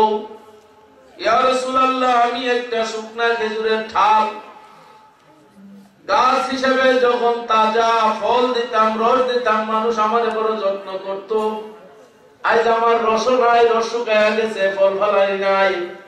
এখন আমি জঙ্গলের কাঠ, এই শুকনা কাঠ দিয়া শুধু লাকড়ি হয়, এছাড়া আমার কোনো জায়গা নাই, লাকড়ির তো ব্যবস্থা। ইয়া রাসূলুল্লাহ, আমি শুধু লাকড়ির উপযোগী। আজ আপনি রাহমাতুল লিল আলামিন, দয়া করে মায়া করে আপনার নুরানি পিঠের সঙ্গে আমাকে লাগাইছেন। আপনার পিঠটা যায় আমার উপরে হেলান দিয়েছেন। যেদিন আপনার নুরানি পিঠ আমার উপরে লাগছে, ওই দিন আমি আল্লাহর আরশের চেয়ে দামি হইয়া গেছি।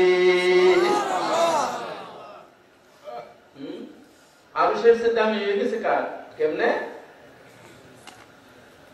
কাজী আয়াজ শেফা শরীফের মধ্যে লিখতেছেন, নবীজি মদিনা মুনাওয়ারায় যে মাটির মধ্যে আরাম করতেছেন, এই মাটিটা আল্লাহর আরশের চেয়ে দামি। আলা হযরত বলেন, আরশ সে জ্যাদা মর্তবা ওয়ালা রওজা রাসূলুল্লাহ কা। अर्श से ज्यादा मर्तबा वाला रौजा রাসূলুল্লাহ কা। আমার নবীজি যে রওজার মধ্যে শুইছে, এই রওজাটা আল্লাহর আরশের চেয়ে দামি। নবীজির শরীর মুবারক যে মাটিতে লাগছে, এই মাটিটা আল্লাহর আরশের চেয়ে দামি হইয়া গেছে। নবীজি গো, আপনার পিঠ মুবারক যখন লাগছে, তখন আমি বড় গর্ব, তখন আমি বড় আনন্দিত, খুশি। আমার দাম্মান, আমার ইজ্জত কদর না জানি কত বড়। নবীজি, আপনার কারণে আমার দাম সম্মান বাড়ছে। আমি জানি আমি আপনার পিঠের উপযুক্ত না। আমার মতন একটা শুকনা কাঠ কেবল আগুনের লাকড়ি বা জঙ্গলে থাকতো। আপনি দয়া মায়া করে আমার এই স্থানে দিয়ে আমার এত ইজ্জত করলেন। আজ আপনার পরশে আমি দামি হয়েছি। আপনার কদমের জন্য মিম্বর শোভা পায়। উপযুক্ত মিম্বরই আপনার কদমে থাকবে, কারণ এই কদম তো আসে আজিম ভ্রমণ করে। এই কদমে মিম্বর শোভা পায়। নবীজি আজ আপনি আমারে দূরে সরাইয়া দিয়েছেন, আপনি দূরে সরাইয়া মিম্বরে দাঁড়াইছেন, আপনার উপযুক্ত মিম্বর আপনার জন্য, আমি উপযুক্ত না সহ্য, কিন্তু এখন যে আমার যন্ত্রণা সহ্য করতে পারি না, এই বেদনা আমি কার কাছে বলবো? আপনার প্রেমের বিচ্ছেদ আমি আর সহ্য করতে পারি না, আপনার দিকে যে আমি দূরে সরে গেছি, এই দুঃখ বেদনায় আমি আর সহ্য করতে না পারি আর কাঁদতেছি। আমার এই কান্নার ব্যথা একমাত্র আপনি জানেন, আপনি বুঝেন। নবীজি কই চুপ থাকো, কান্দো না। তোমারে দুনিয়াতে আমার কাছে তুমি যদি থাকতে চাও থাকতে পারবে, দুইটা অপশন। আর যদি তুমি আমার বেহেশতে থাকতে চাও, বেহেশতে চিরদিন তাজা গাছ হিসাবে তুমি থাকবে, ফল হবে, মানুষ বেহেশতে রাখাবে। কোনটা চাও? অপশন দিচ্ছে, এটা চাও না ওইটা চাও। উস্তাদে হান্নানে কয় নবী গো জান্নাতে চিরদিন আবাদুল আবাদ, ওই জান্নাতে চিরদিন আবাদুল আবাদ থাকবো। এই দুনিয়ার চাইতে জান্নাত বড় দামি, ইহকাল থেকে পরকাল বড় দামি। পরকালে যদি আপনার জান্নাতে আমার একটা গাছ হিসেবে রাখেন তাহলে আমার জীবন ধন্য। নবীজিকে চুপ করো, কান্দিও না, সবর ধারণ করো। উস্তাদে হান্নানার কান্না বন্ধ হইছে। আইজু হজ করতে যাইয়া মদিনায় ওই উস্তাদে হান্নানা নবীজির রওজার সামনে দাফন করছে, মহব্বতের কান লাগাইয়া শুনেন। উস্তাদে হান্নানার কান্না এখনো শোনা যায়। আইজু উস্তাদে হান্নানার কান্না শোনা যায়, কান্না শোনা যায়। কবে কিয়ামত হবে, কবে নবীর জান্নাতে যাইয়া হাজির হবে, কবে দিদারে মুস্তাফায় জীবন ধন্য করবে। আরে বাবা, একটা পাহাড় নবীজিকে ভালোবাসা বেহেশতি হইল, একটা গাছ ভালোবাসা নবীজির কদমে স্থান পাইল। উটনি উটনি কসওয়া, নবীজি হজ করতে গেলেন উটনির উপরে উঠতেন, উটটা নবীজি কিনিয়া তাওয়াফ করতেন। তাওয়াফ করতে সময় লাগে না? গরু ছাগল লইয়া যে বাজারে যান, পেশাব পায়খানা ধরলে কয় যে মনি আমি একটু পেশাব করুম, আমার একটু আড়ালি না, কয় না? আপনারা যে গরু ছাগল পালেন, বাজারে বিক্রি করতে নেন না?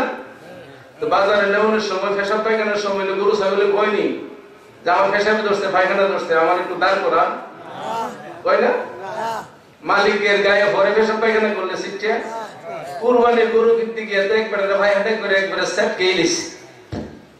কারণ কি? এই পশু পাখি এগুলো কোনো আকল নাই, ঠিক না? নবীজি এই উস্তুনে এই উটের পিছনে উঠে নবীজি তাওয়াফ করতেছেন খানায়ে কাবা। যতক্ষণ নবীজি উটের পিঠে ছিলেন একবারও পেশাব করলো না, পায়খানা করলো না। হায় হায় রে, প্রাণী হইয়া নবী ছিল, এটা চতুষ্পদ জানোয়ার হইয়া নবী ছিল। আজ দুই ভাইয়া জানোয়ার হইয়া নবীর বদনাম করো কেমনে? আরেক জানোয়ার বেরিয়েছে উত্তরবঙ্গে, ওয়াজ করছে, ক্যাসেট বেরিয়েছে, কয় যে নবী জিন্দা, এই নবীরে তালাক তালাক তালাক, 3 তালাক দিচ্ছে।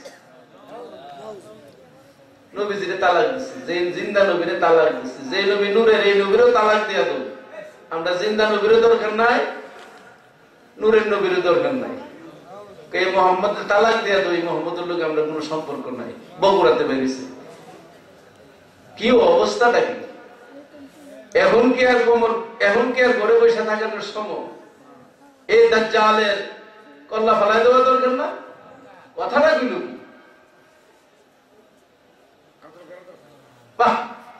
ভাই আমার, প্রাণী হইয়া নবীজির কদর ইজ্জত বুঝলো, এটা 4 ভাইয়া জানোয়ার। আর এখন মৌলবী বেশে, মাওলানা বেশে, মানুষ বেশে বাইরেছে 2 ভাইয়া জানোয়ার। আসুন, নবী পাক সাল্লাল্লাহু আলাইহি সাল্লাম মদিনা শরীফে উফাত যেদিন নিছেন, মা খাতুনে জান্নাহ ফাতেমা কাঁদতেছেন, কান্না শেষ হয় না। ওই উটনিটা যাইয়া মা খাতুনে জান্নাহর কাছে কয়, ফাতেমা ইয়া বিনতা রাসূলিল্লাহ সাল্লাল্লাহু আলাইহি ওয়াসাল্লাম আরজু ইলা আবিকা, আবিকি, হে ফাতেমা, আপনি কান্না আমি সহ্য করতে পারি না, আপনার বাবার কাছে আমি যাইতেছি, আপনার আব্বার কাছে আমি যাইতেছি, আজ আমার কাছে কিছু বলেন, আমি যাই আপনার আব্বার কাছে সংবাদ পৌঁছাবো। ফাতেমা গলার মধ্যে টানটা ধরে কান্না শুরু করছেন, এর মধ্যেই উটটা ইন্তেকাল হয়ে গেছে। হায় হায় রে, উঠেও খবর জানে মরণের, নবীজির স্পর্শে থাকার কারণে উঠেও মরণের কথা কইতে পারে। ভাবি কয় নবী গায়েব জানে না, মরণের খবর জানে না। কেমন ইমানি কি? আবার নাম দিছে তাফসীরুল কুরআন। বড় বিপজ্জনক অবস্থা। আসুন আল্লাহ জাল্লা শানুহু আমার নবী মুহাম্মদ মুস্তাফা সাল্লাল্লাহু আলাইহি সাল্লামের ভালোবাসা কি জিনিস, এই মিশকাতের মধ্যে মানাসিকের মধ্যে হাদিস আছে। কুরবানির সময় মিনা পাহাড়ে নবীজি উঠছেন, মিনা নবীজি গেছেন ছুরি নিয়ে। এরকম বড় বড় খুঁটির মধ্যে উট বাইদা রাখা হয়েছে, নবীজি যাইয়াই উটগুলা কুরবানি করবেন। নবীজি যে মাত্র মিনা পাহাড়ের মধ্যে, পর্বতের মধ্যে, ময়দানের মধ্যে উঠছেন, এমন সময় উটগুলার মধ্যে দৌড়াদৌড়ি শুরু হয়েছে। ভয়ে না, ভয়ে তো উল্টা দিকে যাইব, নবীজির দিকে উটগুলা দৌড়াদৌড়ি শুরু করছে। সিত্তিনাও খামসুন বাদাতুন, 6টা বা 5টা উট দৌড়াদৌড়ি শুরু করছে। সাহাবায়ে কেরামের মধ্যে তিনি বলেন, দেখলাম উটগুলা যেন অস্থির হয়ে গেছে, কার আগে কে যায় নবীজির নুরানি ঠুরির নিচে কুরবানি হবে। ভাইও রে, এই উটের মধ্যে ভালোবাসা। শিকারী শিকারে বাইর হয়, বন্দুক নিয়ে শিকার করতে জঙ্গলে যায়, শিকারী দেখে শিকারী আগে ফালায়। আমার নবী কেমন শিকারী, শিকার নবীর কদমে এসে হাজির হইয়া যায়। আমার নবী আল্লাহর মাহবুব, সারা জাহানের মাহবুব নবী মুহাম্মদুর রাসূলুল্লাহ সাল্লাল্লাহু আলাইহি ওয়াসাল্লাম। ওই নবী কই মাটির তৈরি, কিসের তৈরি? নবীজি ঈমান, নবীজি নূর। আমার নবীজি ফরমানিয়া জাবির আল্লাহ তাআলা খালাকা ক্বাবলাল আশিয়া নূরান নবিকা মিন নূরিহি। আল্লাহ তোমার নবীর নূরকে আল্লাহর নিজ নূর হইতে, জাতি নূর হইতে নবীজির সৃজন। নূরে জাতি মিন নূরিহি, এই জমির নূরে জাতি, লফজে আল্লাহ জাতের দিকে যাবত হয়েছে। নবীজি নূর, শুধু নূর না, নূরে জাতি। এখন কিছু কিছু লোক নূর মানে কিন্তু কয় আদা মাটি আদা নূর। মদিনার মাটিও আছে, নূরও আছে, দুইটা মিলাই বানাইছে। আল্লাহর অভাব পড়ে গেছে নূরের, মদিনার থেকে মাটি নেওয়া হয়েছে। আসুন, শুধু নবীজি নূর না, ই খুরাত গাদ্দার হামা পালিদি জুজুদা ওয়া খুরাত গাদ্দার হামা নূরে খুদা। আমরা পেশাব পায়খানা করলে দুর্গন্ধ হয়, মাওলানা রুমি বলেন নবীজির প্রস্রাব পায়খানা নূর হইয়া বাইর হইতো। হযরত আয়েশা সিদ্দিকা রাদিয়াল্লাহু তাআলা আনহা ফরমান, আমি সুই দিয়া সেলাই করতেছি, হঠাৎ হাত থেকে সুইটা পড়ে গেছে।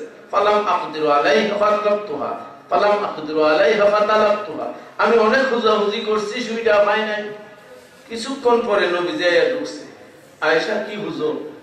হুজুর সুইটা হারায় গেছে। হুজুর একটু মুস্কি হাসি দিছেন, ফাতাবাসসামা। মুস্কি হাসির সঙ্গে নবীর দুইটা দাঁত মুবারক একটু ফাঁকা হয়েছে, আর দাঁত মুবারকের ফাঁক দিয়ে একটা নূরের আলো, ঘরটা আলোকিত হয়ে গেল। আমি দেখি আমার সামনে সুইটা চকমক করতেছে, ওটাই ফেলছি। কবি বলেন, সৌজানে গমশুদা মিলতি হ্যায় তবাসম সে তেরা ইয়া রাসূলুল্লাহ।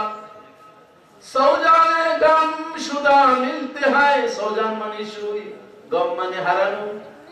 হারানো সুই পাওয়া যায় নবীজির তাবাসসাম, মুস্কি হাসি। আহা, এই নবী আমরার মতন মাটির মানুষ, নবীজির দেহ মুবারক মাটির মানুষ। কয় নবীজি মাটি না হইলে রক্ত আইছে কেন? যুক্তি দে, রক্ত আইছে কেন কাটলে? মাটি কাটলে তো রক্ত হয়।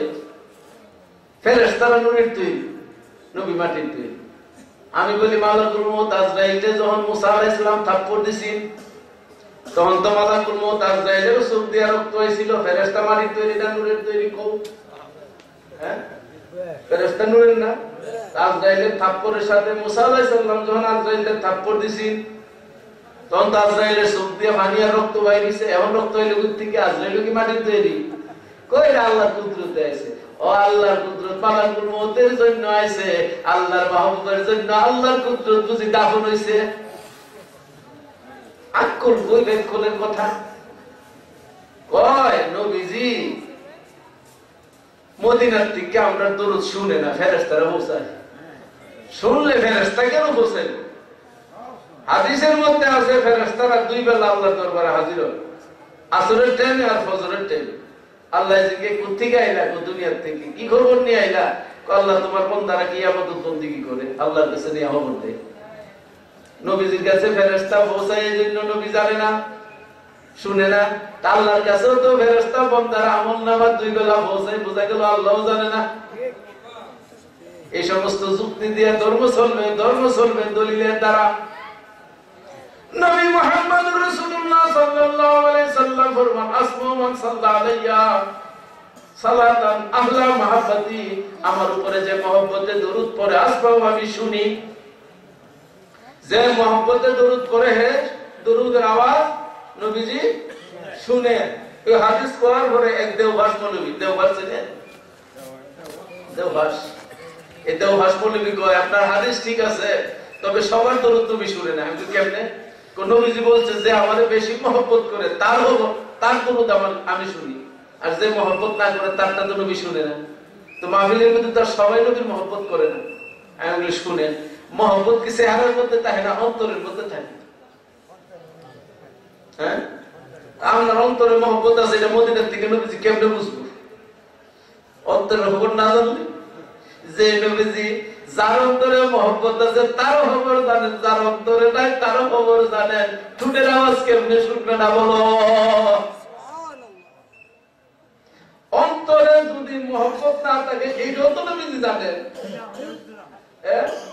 ঠোঁটটা আওয়াজ করে বসছে, যার অন্তরে মহব্বত নাই এর আওয়াজ আছে। অন্তরের খবর দিয়ে বোঝা গেল, আওয়াজ দিয়ে নবীজি বুঝে না। অন্তরেরটা যিনি বুঝতে পারে আওয়াজটা উনি বোঝা বাকি নিল। জ্ঞান গরিমা কোথায়?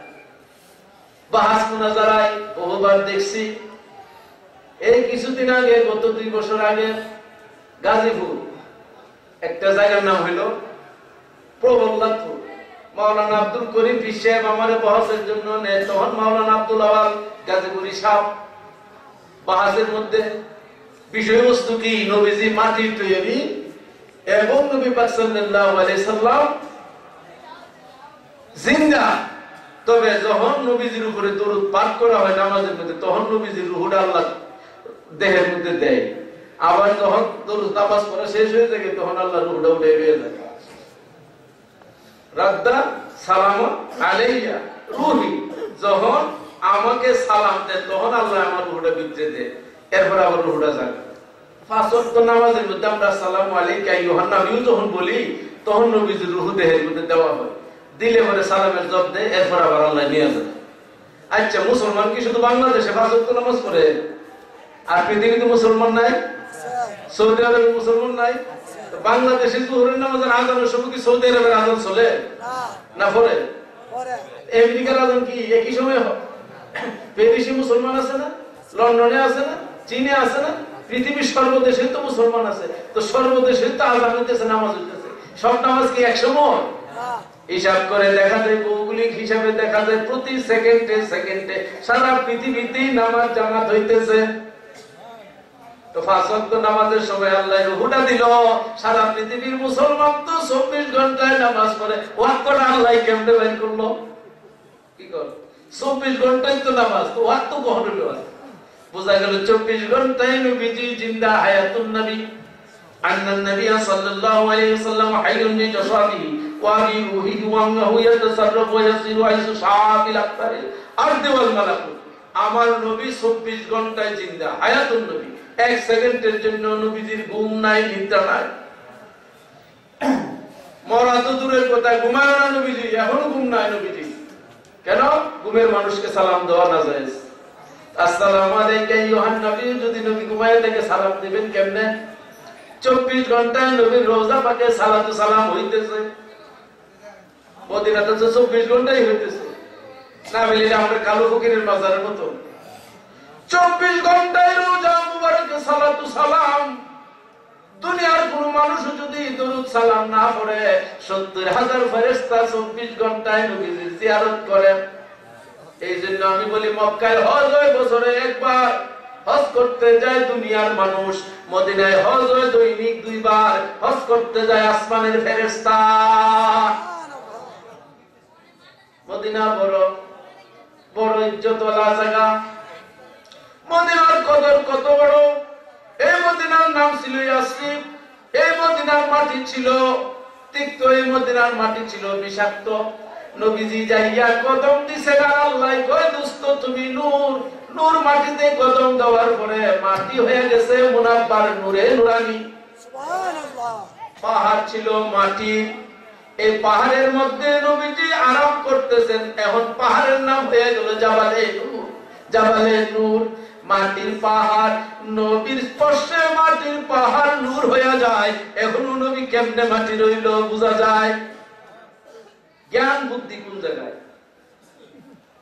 আসুন একটু দরুদ পড়ি। সালাতুন ইয়া রাসূলুল্লাহ আলাইকুম সালামুন ইয়া আলাইকুম সালাতুন ইয়া রাসূলুল্লাহ সালামুন ইয়া হাবিবাল্লাহ আলাইকুম। হক আদায় করতে হয়। এটা হুজুর গাউসে পাকের একটা বরকতময়ী মাহফিল। এটা গাউসে পাকের একটা বরকতময়ী মাহফিল। হুজুর গাউসে পাকের শান কত বড়। আমার এই ওহাবিরা বলে আপনারা যে 11 শরীফ করেন, এটা তো কোরআনে নাই। আমি আছে কোরআনে। কোন জায়গায়? আমি বলে 11 পারায় 11 নম্বর আয়াতের মধ্যে 11 আছে।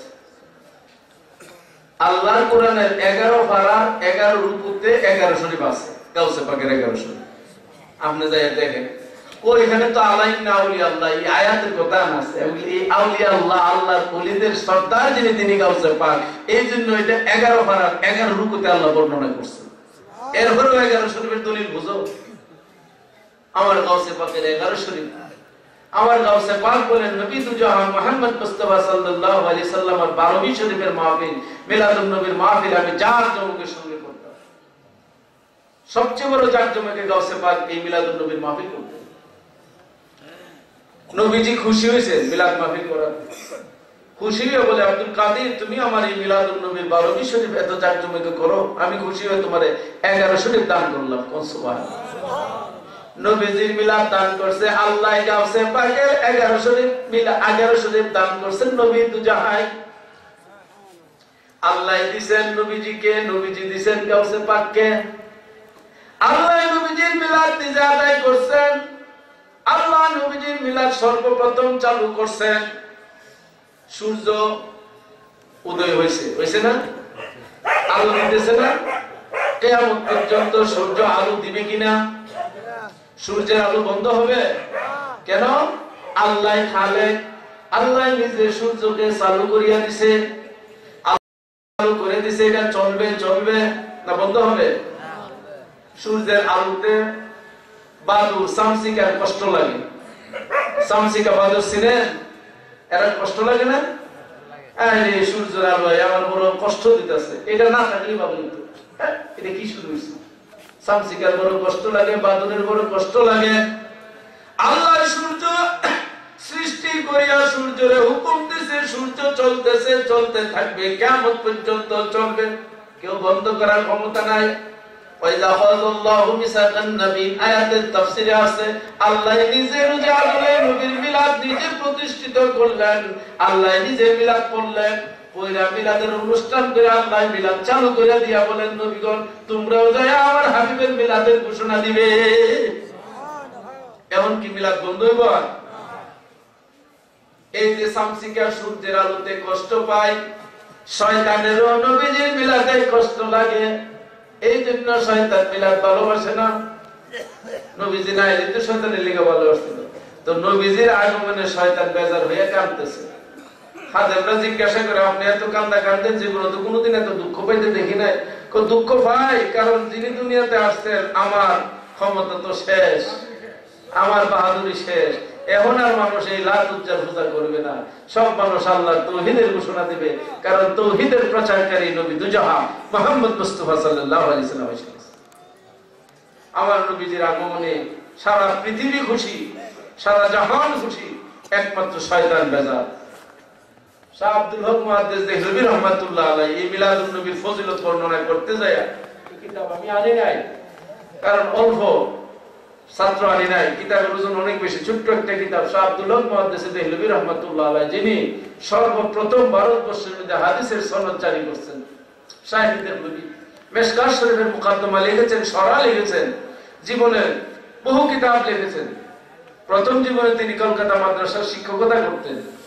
তিনি চিন্তা করে দেখলেন যে ভারতের জমিনে তো জীবন কাটাই দিলাম, এখন আমি মদিনায় হিজরত করব। তিনি চলে গেলেন মদিনা মুনাওয়ারা, রওজা পাকে যাইয়া বাকি জীবনটা কাটাবো। কিছুদিন মদিনা শরীফে থাকার পরে আল্লাহ যদি আমাকে হায়াত শেষ হয়ে যায় ওখানে মদিনার মাটিতে দাফন হবো, এই আশায় তিনি মদিনা শরীফ গেলেন। হুজুরের রওজা পাকের পাশে বইয়া জিয়ারত করলেন।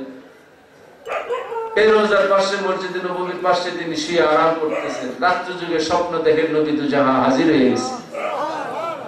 নবীজি জিজ্ঞাসা করেন, আব্দুল হক তুমি মক্কায় মদিনায় চলে আসলা, হিন্দুস্তানে কেন আসলা? হুজুর আমি তো অনেক ছাত্র পড়াইছি, আলেম তৈরি করেছি, এখন আমার মনটা চাই শুধু আপনার রোজাতে। তুমি আমার দরবারে আইসা আমার রোজা পাকে থেকে তোমার দিল ঠান্ডা করবে, এর চেয়ে বেশি ফজিলত তুমি যাও হিন্দুস্তানে, আমি তোমার সঙ্গে যাইয়া দেখা করব। তোমার ডিউটি তুমি আমার শান ও আজমত প্রচারের উদ্দেশ্যে কিছু কিতাব লেখো। মদিনায় তুমি আসতে হবে না, মদিনায় তোমার কাছে যাবে। তিনি এই কথা শোনার পরে ঘুমতে উঠে কান্না শুরু করলেন। কাঁদতে কাঁদতে আবার এই হিন্দুস্তানে আসলে আলিম উলামারা ছাত্ররা সবাই জিজ্ঞাসা করলো, হুজুর আপনি তো বলছিলেন আর আসবেন না, ব্যাপার কি? আমি যার কাছে গিয়েছি তিনি তো আমাকে শর্তটা দিয়েছেন, যাও মদিনায় আসতে হবে না, আমি তোমার কাছে থাকবো। আমি চলে আসছি। এই আয়সা কাগজ আর কলম নিয়ে কিতাব লেখা শুরু করলেন। লিখতে লিখতে তিনি অনেকগুলা কিতাব লিখলেন, মিশকাতের শরহ লিখলেন, এই যে কিতাবটা এই কিতাবগুলো লিখলেন শুধু নবীজির প্রেম আর প্রীতি ভালোবাসা। কিতাবের প্রত্যেকটি হরফের দিকে তাকাইলে, কিতাবের প্রত্যেকটি আমানত পড়লে মনে হয় যেন নবীজির খুশবু সুঘ্রাণ কিতাবের মধ্যে পাওয়া যায়। শাহ আব্দুল হক মুহাদ্দিস দেহলভী রাহমাতুল্লাহ আলাইহি এত বড় আশিক রাসূল, তিনি এই কিতাবটার মধ্যে মিলাদের ফজিলত বর্ণনা করেছেন। আমি আপনাদেরকে দেখানোর জন্য, তিনি বলেন আমরা জানি লাইলাতুল কদর আমাদের কাছে সবচেয়ে সম্মানী ইজ্জতওয়ালা রাত্রি, ঠিক কি না? এই লাইলাতুল কদরকে সবাই ইজ্জত করে, আমরা যেমন করি ওয়াহাবিরাও করে না? করে করে এটা তো কোরআন নাযিল হইছে এই রাতে, এটারে করে খুব ইজ্জত করে।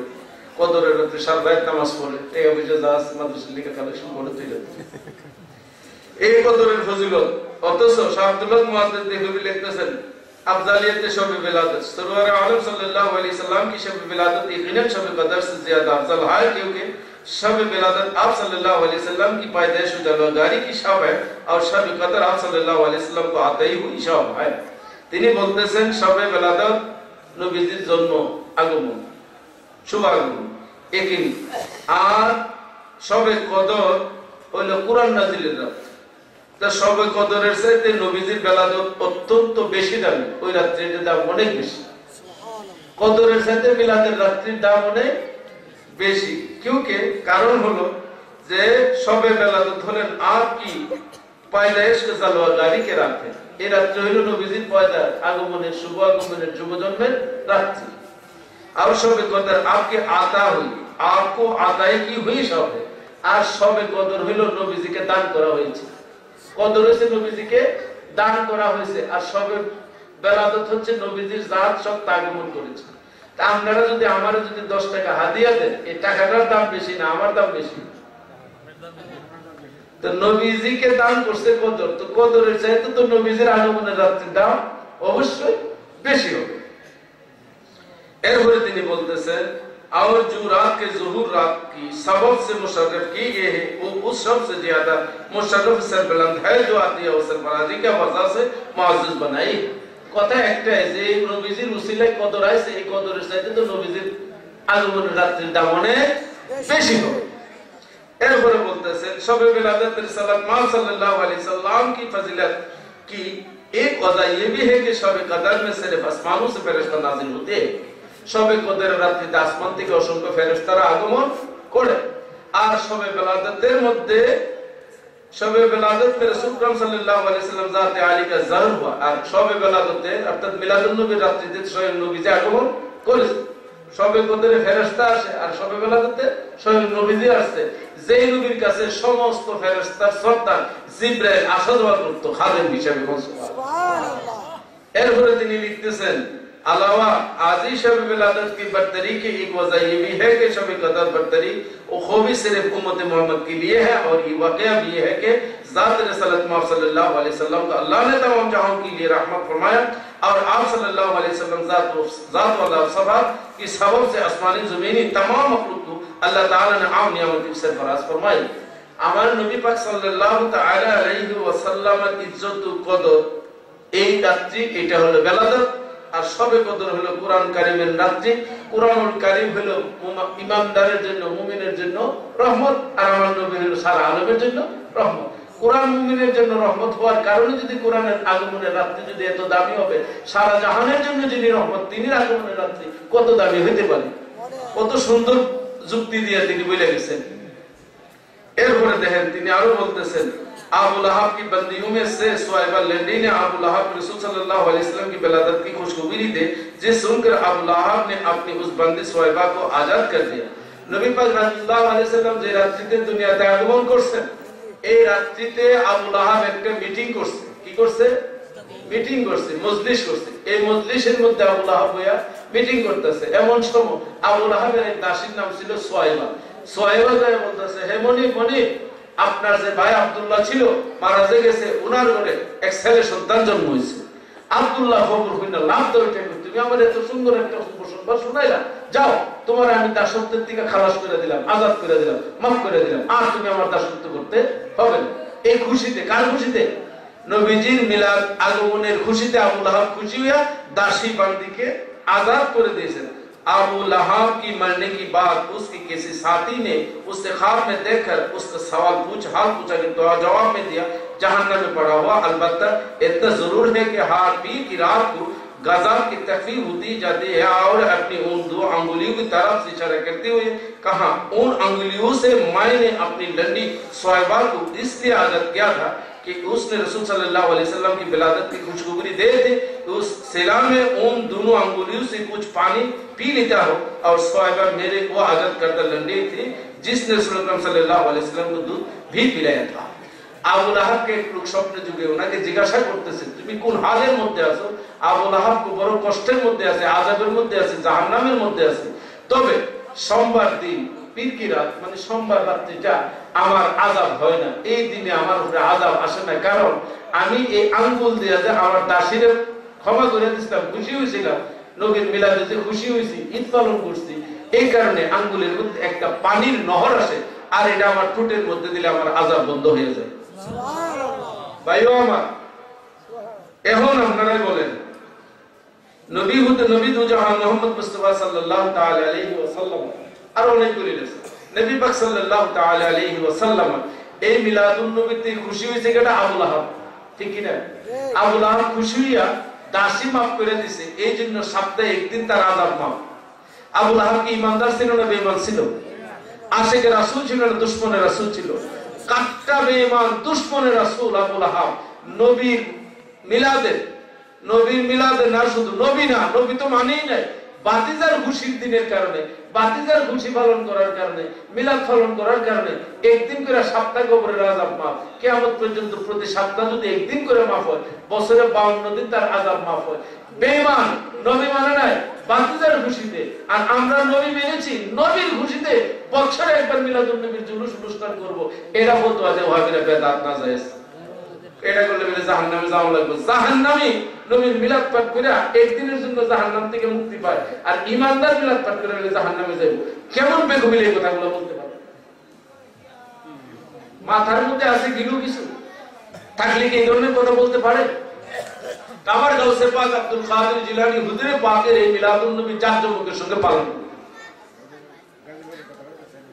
ও গাজীপুরে তা বাহাসের মধ্যে এই বাহাসের মধ্যে আমাকে নিয়ে গেল আব্দুল্লাহ সাহেব আব্দুল করিম সাহেব সেখানে যাওয়ার পরে শুনতেছি পাকিস্তান থেকে আসতেছে দেওবন্দ থেকে আসতেছে ইন্ডিয়া থেকে বহুত বড় বড় আলেমরা আমাদের মোটামুটি ডিসি সাহেবকে জানানো হয়েছে, তারপরে পুলিশ কমিশনারকে জানানো হয়েছে, গাজীপুরের 2 শ্রীপুর থানা এবং ওই গাজীপুর থানা পুলিশ টুলিশ সব মোটামুটি এলার্ট, বাহাস হবে। আমার ফোন করে বললো যে এই ব্যাপার হুজুর, বিষয়বস্তু মিলাদুন নবী নাজায়েজ, মিলাদ কিয়াম নাজায়েজ, জানাজার লাশ দাফন করার আগে জানাজা দিয়ে হাত উঠায় দোয়া করা নাজায়েজ, আরো কয়েকটা বিষয়াদি নিয়ে বহস। যাই হোক আমি গেলাম, কিছু কিতাবাদি নিয়ে গেলাম, আমার লগে মৌলানা বুরহানুদ্দিন গেল, আরো কয়েকজন গেল। ওইখানে যাওয়ার পরে সকালবেলা সুর আসতেছে যে পাকিস্তান থেকে 2 মৌলানা আসার কারণ ছিল, ওনারা টিকিট পায় না, এই জন্য আইতে পারবে, টিকিট নাই। আমি বহস করবো এখানে, ফতোয়া দিল এখানে, বহসের আলেম পাকিস্তান দারুণ লাগে। বাংলাদেশে তোমরা এত বড় আলেম নাই। আমি শুনছি তোমরা বাংলাদেশের মধ্যে নাকি আলুপুরি না ডাইপুরি একটা আছে, হ্যাঁ, জালুপুরিও নাই। রাসূল পাক সাল্লাল্লাহু আলাইহি ওয়াসাল্লামের হাদিস থেকে আমি 17টা দলিল দিলাম। আর মানুষ ইন্তেকাল করার পরে তাকে দাফনের আগে হাত উঠাইয়া কাতার ভাঙ্গিয়া দোয়া করা, 17টা দলিল দিলাম ফিকহের কিতাব এবং হাদিসের কিতাব দিয়ে। আমি বললাম যে দলিলগুলোর মধ্যে একটা দলিল যদি জয়ীফ, মাওযু তো দূরের কথা, জয়ীফ তো দূরের কথা, দলিলগুলোর গরীব পর্যন্ত যদি বলতে পারো, বলো এই হাদিসটা। আমার আমি একটা হাদিস বললাম, ওইটা শুনাইলাম যে রাসূল পাক সাল্লাল্লাহু আলাইহি সাল্লাম, এক সাহাবী মিশকাতের মধ্যে হাদিসটা আছে, তিনি বর্ণনা করলেন যে আমরা জানাজার মধ্যে গেলাম নবীজির সাথে। যাওয়ার পরে হুজুর সাল্লাল্লাহু আলাইহি সাল্লাম 4 তকবীরে জানাজার নামাজ শেষ করলেন। এরপরে নবীজি হাত উঠাইয়া দোয়া করলেন। নবীজি যে দোয়াটা করছেন এই দোয়াটা আমি মুস্ত করে দিচ্ছি। সাহাবী বলতেছে দোয়াটা মুস্ত করে দিচ্ছি। তো নবী পাক সাল্লাল্লাহু আলাইহি সাল্লাম দোয়া করছেন, সাহাবী মুস্ত করছেন, আমি দোয়াটা বললাম। কই এটা নামাজের ভিতরে পড়ছেন, নামাজের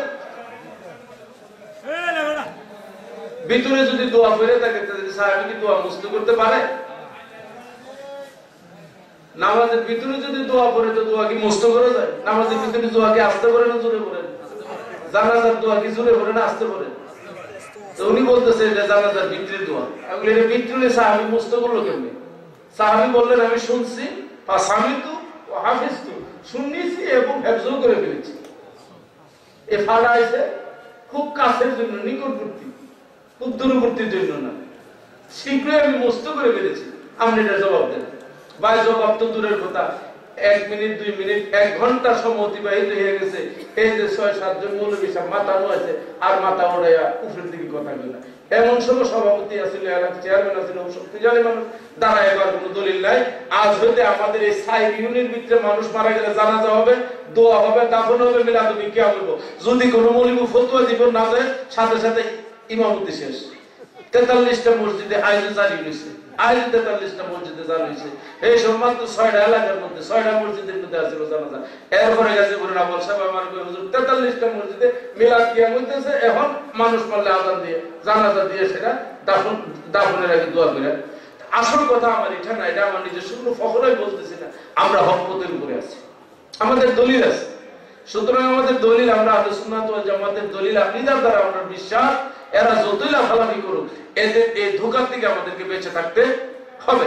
কারণ বিভিন্ন বেশে বিভিন্ন কায়দায় এরা আমাদের এই মানুষরা আঘাত করতেছে, এগুলোর থেকে বেঁচে থাকতে হবে, ঠিক কিনা? আরেকটা বিষয় হলো আমাদের যে রাসূল পাক সাল্লাল্লাহু আলাইহি সাল্লামের মিলাদ গাউসে পাক আদায় করতেন। এই জন্য নবীজি গাউসে পাককে 11 শরীফের মাহফিল দান করেছেন।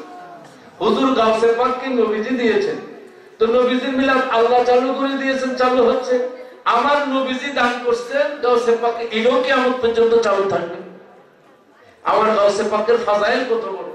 হুজুর গাউসে পাক বলেন কুল্লু ওলি আল্লাহ, সমস্ত আল্লাহর ওলিগণ কাদামি আলা রাকাবাতি, আমার এই কদমের নিচে সমস্ত ওলিদের কাঁধ।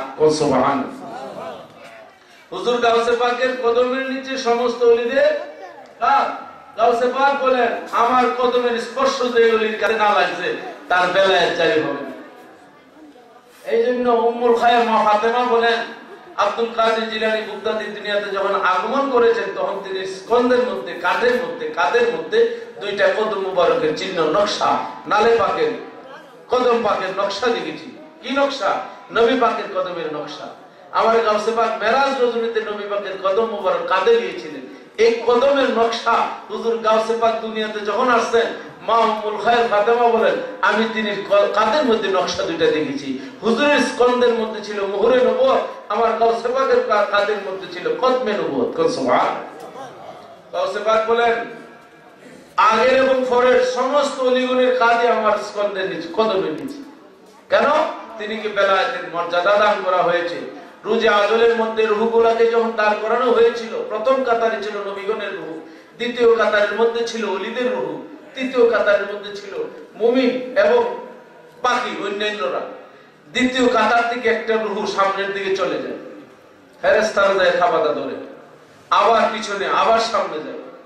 আল্লাহ গো, এই অলির কাতার থেকে একটা রূহ খালি সামনের দিকে যাইতে চায়, নবুয়তের কাতারে চলে যায়, কয় ধরো, ধরতে যায়, আটকে রাখে, কিন্তু সামনে বেড়ে যায়।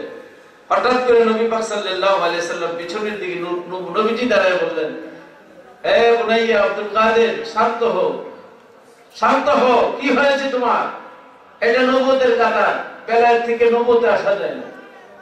ওলির কাতার, নবুয়তের কাতারে তুমি আসতে পারবে না, কারণ আমার উম্মতের মধ্যে আর কেউ নবী হবে না, আমি তো শেষ নবী। হুজুর, আমি আপনার কদম মোবারক চাই, তোমাকে আমি ওয়াদা দিলাম, আমি কদম তোমাকে দান করবো, এই রুহানি জগতে দান করবো। এই জন্য মেরাজের রাত্রিতে গাউসে পাককে রুহানি ভাবে কদম দান করেছিলেন। আমার গাউসে পাকের শান আজমত তো অনেক বড়। আমার গাউসে পাক বলেন, এই কাদরিয়া তরিকার মধ্যে যদি কেউ দাখিল হইয়া, এই কাদরিয়া তরিকার মধ্যে যদি কেউ দাখিল হইয়া মৃত্যুবরণ করে, আমি আব্দুল কাদের জিলানী কিয়ামতের ময়দানে তার জিম্মাদারি হয়ে যাব। মুরিদি লা তাখাফ আল্লাহু রাব্বি, ওই মুরিদ তোমাদের ভয় নাই যে আমার এই তরিকার মধ্যে দাখিল হয়েছে। আমার হুজুর গাউসে পাকের সঙ্গে বেয়াদবি করে বহু বড় বড় বহু বেলায়েতে ওলিগণ জাহান বেলায় হারা হয়ে গেছে। আর আমার গাউসে পাককে তাজিম করে, ইজ্জত করে হযরতে ইমাম রাফাঈ রাহমাতুল্লাহ আলাইহি, ইমাম আহমদ কবির রাফাঈ রাহমাতুল্লাহ আলাইহি, তিনি তাজিম করার বরকতে তিনি বেলায়েত গাউসিয়ত চালু হয়ে গেছে। এই পৃথিবীটা তো চলে আল্লাহর ওলিগণের দ্বারা। মিশকাত শরীফের ফাজাইলের মধ্যে আছে, আল্লাহর ওলিগণ সারা পৃথিবীতে আছে।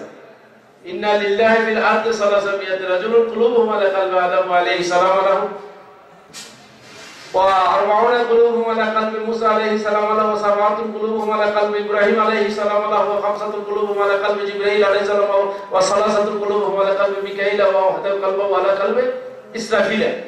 356 জন ওলি সারা পৃথিবীতে একটা সংসদ আছে। একটু তরিকতের কথা শুনেন, বেলায়েতের কথা শুনেন। বেলায়েত তো আমরা শুনেন তরিকত কি জিনিস। 356 জন ওলি দিয়ে পৃথিবীটাকে আল্লাহ পরিচালনা করেন, হাদিস থেকে প্রমাণ। এই 356 জন ওলির মধ্যে বেলায়েতের মধ্যে একটা ক্লাস আছে। কাউকে বলে আবদাল, কাউকে বলে কুতুব, কাউকে বলে গৌস, কাউকে নাম হলো কুতুবুল আকতাব, আবার কারো লোক হলো গাউসুল আজম, কেউ নুকাবা, কেউ সজীব। এই ওলিদের ক্লাসিফিকেশন রয়েছে। এই ক্লাসিফিকেশনের মধ্যে কোন তবকার মধ্যে 40 জন, কোন তবকার মধ্যে 30 জন, কোন তবকার মধ্যে 10 জন, কোন তবকার মধ্যে 5 জন, এরকম দেওয়া আছে। 4 জন হলো আওতাদ, পৃথিবীর 4টা কর্নারের মধ্যে আছে। এই 4 জন আওতাদের দ্বারা পৃথিবীটাকে দাঁড় করায় রাখছেন। সুবহানাল্লাহ। আর কিছু বেলায়েত প্রাপ্ত ওলি আছেন, তাদেরকে আবদাল বলা হয় 40 জন। এদের উসিলায় আল্লাহ রিজিক বন্টন করেন। এই 40 জন ওলি কিয়ামত পর্যন্ত আছেন, থাকবেন। বলবেন হুজুর, ওনাদের কি মৃত্যু হয় না? ওনাদের ইন্তেকাল হইলে, একজন ইন্তেকাল হইলে আরেকজনকে নিয়ে স্টেজ পূরণ করে দেন। এইভাবে যাইতে যাইতে কিয়ামত পর্যন্ত এই ওলিদের দিয়ে আল্লাহ জমিনটাকে পরিচালনা করবে। এদের একটা সংসদ আছে, আর ওই সংসদের সভাপতিত্ব যিনি করেন তিনি হলেন আমার আপনার গাউসুল আজম হযরত আব্দুল কাদের জিলানী বাগদাদী রাদিয়াল্লাহু তাআলা। তিনি হলেন হুজুর সাইয়েদুনা গাউসে পাক। তো গাউসে পাকের ক্ষমতা কত বড়! গাউসে পাকের একটা উপাধি হলো দস্তগীর।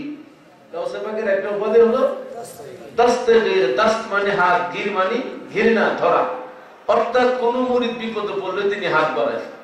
তিনি কেরামত ছিল তিনি হাতের মধ্যে, সমস্ত কেরামত তিনি হাতের মধ্যে। খানকার মধ্যে তিনি জিকিরের তালিম দিচ্ছেন। হঠাৎ করে এইভাবে হাত মোবারক আজকের ভিতরে ঢুকাইছে, বাইরে করছেন, দেখে কবজির থেকে হাত দিয়ে পানি ঝরতেছে। এক মুরিদ ঘটনার দেখে কারো বলেন, সকালবেলা যায় বলতেছে, হুজুর আপনি আজকের ভিতরে হাত ঢুকালেন, পানি এলো কেন হাতের মধ্যে? বাবা এই হাত আজকে ঢুকায় নাই, এটা একটা সমুদ্রের মধ্যে আমার এক মুরিদ ডুবে পানির নিচে আমাকে ডাক দিছে, মদদ গুনিয়া গৌসুল আজম মদদ কুন, মদদ গুনিয়া শাহে জিলানী মদদ কুন।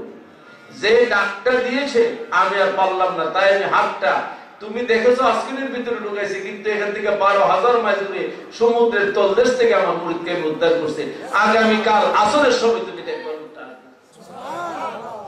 ঠিকই পরের দিন জুমার নামাজের পরে আসরের পরে একটা লোক মাথায় টুকরি করে নিয়ে এসে, হুজুর আমি এই অবস্থায় ডুবে গিয়েছিলাম, আমি আপনার উসিলায় বেঁচে গেছি, আমি আপনাকে ডাকছি, আপনি আমার সাহায্য করছেন, তাই আপনার দরবারে হাদিয়া তুফা আছে। আমার গাউসে পাক বলেন, মান নাদানি বিসমি ফি কুরবাতিন কুশিবাতানহু, কঠিন মুসিবতে বিপদের মধ্যে যদি কেউ আমি আব্দুল কাদের জিলানীর নাম নিয়ে ডাক দেয়, তার বিপদ দূর হয়ে যায়। বাবা আমি এই ওজিফাটা আমার নিজের কিছু বন্ধু বান্ধব থেকে ধরে কিছু লোকজনের মধ্যে আমি পরীক্ষা করে দেখেছি, ফাঁসি নয় হয়ে যেতে পারে এরকম আসামি আমার কাছে। আমি বলছি যে ওজিফাটা করবেন 40 দিন পর্যন্ত একাগ্র দৃষ্টিতে 1100 বার করে করে, ইয়া শেখ আব্দুল কাদের জিলানী শাইয়াল লিল্লাহ, ইয়া শেখ আব্দুল কাদের জিলানী শাইয়াল লিল্লাহ আগস্তে ওয়ামদুদ্দি, 40 দিন পর্যন্ত। 40 দিন তো দূরের কথা, 20 দিন অতিবাহিত হওয়ার আগে খালাস করে দিয়েছি। এটা গাউসে পাকের নামের বরকত। গাউসে পাক বলেন, যদি কেউ মুসিবতে পড়ে আমারে ডাক দেয়, তার সাহায্য করি। মুসিবতে নিয়ে শুধু ডাক দেয় না, আমার কাছে সাহায্য চায়, তারও আমি সাহায্য করি। আল্লাহর ওলিগণ সাহায্য করার ক্ষমতা আছে কিনা নাই? ওহাবীরা কো আল্লাহ ছাড়া কারো কাছে সাউন্ড যেত না, লবণও সাউন্ড যেত না। মাহফিলের ওয়ানাদা আসছে গাজীপুরের পরে, টঙ্গীর পরে মোবাইল একটা স্টেশন, রেল স্টেশন আছে, রেল লাইন আছে। রেল লাইনের কাছে আইসে বলতে যে ফার্স্টটা কবি মাদ্রাসার ছাত্র গাড়ির ড্রাইভার রেখে চাপাইয়া ধরছে। কি হয়েছে রে বেটা? দেয়া যাবে। কি দেয়া যেতাম? কাগজ দিচ্ছে একটা মাদ্রাসার সাল। আমি বললাম, তোমাদের উস্তাদরা কি তোমাদেরকে শিরক শিখায় নাই, মাসালা শিখায় নাই? কি শিখাইছে? তুমি জানো না মানুষের কাছে সাহায্য চাওয়া শিরক? আল্লাহ ছাড়া তো কারো কাছে লবণ চাওয়া যাবে না। এটা সে আছে না? জি হুজুর সে আছে। তো তুমি যে টাকা চাইতে সবার কাছে, জাহান্নামে তোমরা যে উস্তাদ বেহেশত যাবো, এটা কি কারবার শুরু করছো? তাড়াতাড়ি হিদায়াত দেন। হুজুর আপনারা আমাদেরকে ফতোয়া দিয়েছেন আল্লাহ ছাড়া কারো কাছে সাহায্য চাইলে শিরক, তা আমরা যদি শিরক করে টাকা নিবেন আপনারা, পেট করবেন আপনারা, জাহান্নামে আমরা এই কামটা করতাম না। ফারবানি দিতে হুজুর কই কালকা থেকে কোয়া শুরু করে দেন, আর এখন না। আল্লাহ ছাড়া কারো কাছে চাইলে শিরক হয়ে যায়। মাদ্রাসার পয়সা কালেকশন করে কার কাছে? খোদার কাছে। এই যে ফতোয়াবাজি শুরু হয়েছে, বাবা ইমানদারের ইমান নিয়ে আল্লাহর ওলিদের কাছে সাহায্য চাওয়া যেত না, ওলি আল্লাহর বাজারে যাওয়া যেত না। হ্যাঁ, এমন ফতোয়া দিল লা তুসাদ্দু রিহাল ইল্লা ইলা সালাসা মসজিদ, 3 মসজিদ ছাড়া আর মসজিদ তো দূরের কথা, কোনো মাজারও যাওয়া যায় না। হ্যাঁ, আউলিয়া, হ্যাঁ এটা আউলিয়া, আউলিয়া না, আমরা আউলিয়া ডাকি, কারণ এটার লগে মোহাম্মদ শব্দটা লাগাইছে দিকে মোহাম্মদিয়া কই না, এটা আমরা আউলিয়া কই। তরিকার নাম দিছে আওয়াল মোহাম্মদিয়া, তরিকার নাম আওয়াল মোহাম্মদিয়া। এরা তরিকার সব হলো কাদরিয়া, চিশতিয়া, নকশবন্দিয়া, মুজাদ্দিদিয়া আর মোহাম্মদিয়া, 20 তরিকা পর। এই 5 তরিকার মধ্যে এরা মুরিদ করে। প্রথম হলো কাদরিয়া, এরপরে চিশতিয়া, এরপরে নকশবন্দিয়া, এরপরে মুজাদ্দিদিয়া, এরপরে কয় আওয়াল মোহাম্মদিয়া। এই মোহাম্মদ কার নাম? রাসূল পাকের নাম। তো রাসূল পাকের নাম হলে দুরূদ শরীফ পড়লা না কেন? নবী নামে পড়তে দুরূদ শরীফ পড়তে হবে। কই আওয়াল মোহাম্মদিয়া কই তো সাল্লাল্লাহু আলাইহি ওয়াসাল্লাম জীবনে কোন দিন তুমি কোন না, তোমার ফিরেও কোন নাই। আর মোহাম্মদিয়া যত কিতাবাদি লেখছে কোন হাদিসে তো সাল্লাল্লাহু আলাইহি ওয়াসাল্লাম নাই। এত বুঝা গেল এটা আব্দুল ওয়াহাবের বেটা মোহাম্মদ নামের তরিকা। সৈয়দ আহমদ বেরলি, এই সৈয়দ আহমদ বেরলি ভারতে, সে এই হজ করতে যাইয়া হজের নাম দিয়ে সে আয়েশারে কয় যে তরিকা মোহাম্মদিয়া এটা আবিষ্কার করেছে। এই তরিকার উপরে ইসমাইল দেহলভী তার ফি সাজাইছে। সে ফি সাজ্জা ভারতের মধ্যে এই মাসালা, এই তরিকা আবিষ্কার করে জারি করছে। এটার মোটামুটি জয়ফুরি কেরামতুল জহিরা কেরামতের মধ্যে বর্ণনা করেছে। এদের আকীদা হলো জেনে কি ওয়াসওয়াস, জেনার খেয়াল নামাজের মধ্যে করা যাবে। বেবি কি খেয়াল, बैल और गादे के ख्याल में मुस्तगरिक होना, गादार ख्याल, बीबीर ख्याल, গরুর খেয়াল, হ্যাঁ জিন্নাতুল মুসল্লির মধ্যে লেখছে জহিরে কেরামতের মধ্যে। নবীর দেনদার নামাজের মধ্যে করা যাবে না। গরু গাদার খেয়াল, জেনার খেয়াল, স্ত্রী সহবাসের খেয়াল যদি করে এটা বেতে, যদি কেউ ভুলেও রাসূল পাকের খেয়াল করে তাহলে মুশরিক হয়ে যাবে। এদের আকীদা হলো নামাজের মধ্যে নবীর খেয়াল আসলে শিরক হবে। আর মুহাম্মদিয়ার পীর গুরু যারা সৈয়দ আহমদ বেরলির আকীদা, ইসমাইল দেহলভীর আকীদা, কেরামত আলী জেনপুরির আকীদা, এখন তোমরা যদি বলো যে না আমরা আকীদা এটা নাই, তো তোমরা আকীদা না তাহলে তোমরা এই কথা কইলে কি হবে এটা বলো। কই কথা কইলে জাহান্নামে যেতে হবে। এই কথা বললে কি হবে? জাহান্নামে যেতে হবে। তো তুমি যে ফিরের মুরিদ, যে সিলসিলার মুরিদ, এই সিলসিলার ইমাম ইয়া কথা কইয়া জাহান্নামে গেছে, তো তুমি এই তরিকা ধরে রেখে তুমি কেন বেহেশত যাবে? হ্যাঁ, কিভাবে যাবে? তো সৈয়দ আহমদ বেরলি, ইসমাইল দেহলভী, মৌলভী কেরামত আলী জেনপুরি থেকে শুরু করে এরা এই সমস্ত আকীদা প্রকাশ করে তরিকা মুহাম্মদিয়া এই বাংলার জমিনের মধ্যে প্রচার করছে। এটা হিন্দুস্তানের বেমার এই বাংলাদেশের মধ্যে আছে, আনার পরে তরিকা প্রচার করছে, প্রকাশ করছে। এখন আসে এই যে তরিকা প্রকাশ প্রচার করেছে, এই সৈয়দ আহমদ বেরলির এই তরিকার সাথে দেওবন্দি উলামারা মোটামুটি মত পোষণ করেছে। এই বাদ আকীদা, এইটা জাহান্নামী আকীদা, এই আকীদাতে বিশ্বাস রাখা যাবে না, এই আকীদার উপরে আমাদের ঈমান রাখা যাবে না। এই আউল মুহাম্মদিয়া তরিকা এই মূল আকীদা, আরো অন্যান্য গলত আকীদা তো রয়েছে। সুতরাং এটা একটা বাতিল। এই তরিকা নাম দিয়ে যে পথ আবিষ্কার করা হয়েছে এটা কখনো হক নয়, এটা বাতিল। এটা বহু সুন্নি উলামায়ে কেরাম তাহকিক করে দেখেছেন যে এটা বাতিল। হ্যাঁ, এখানে কথা হলো ইন্নাল্লাযিনা ইউবাইউনাকা ইন্নামা ইউবাইউনাল্লাহু ইয়াদুল্লাহি ফাবাইজিমে আয়াতে কারিমার মর্মে বায়াত রাসূল সাল্লাল্লাহু আলাইহি ওয়াসাল্লাম হক, কারণ আহলে সুন্নাত ওয়াল জামাত হক, আর বাকি সমস্ত মাযহাব, সমস্ত আকীদা দল এগুলি বাতিল। এগুলো থেকে বেঁচে থাকতে হবে। রাসূল খুদা সাল্লাল্লাহু তাআলা আলাইহি ওয়াসাল্লামের উপরে ভালোবাসা, তাজিম, ঈমান রাখতে হবে। হুজুর আকা আলাইহিস সালামের মহব্বত বৃদ্ধি রাখতে হবে। আউলিয়া কেরামের দরবারের সাথে যারা জড়িত আছে, এই হক তরিকার মধ্যে যারা বায়াত গ্রহণ করেছেন, এই তরিকার উপরে থাকবেন, ইনশাআল্লাহ ইহকালে শান্তি হবে, পরকালেও শান্তি হবে। আল্লাহ পাক আমাদেরকে বুঝার তৌফিক দান করুন। ওয়া আখিরুদ দাওয়ানা আনিল হামদুলিল্লাহি রাব্বিল আলামিন। এই মিয়া সাহেব আমাদের বহুত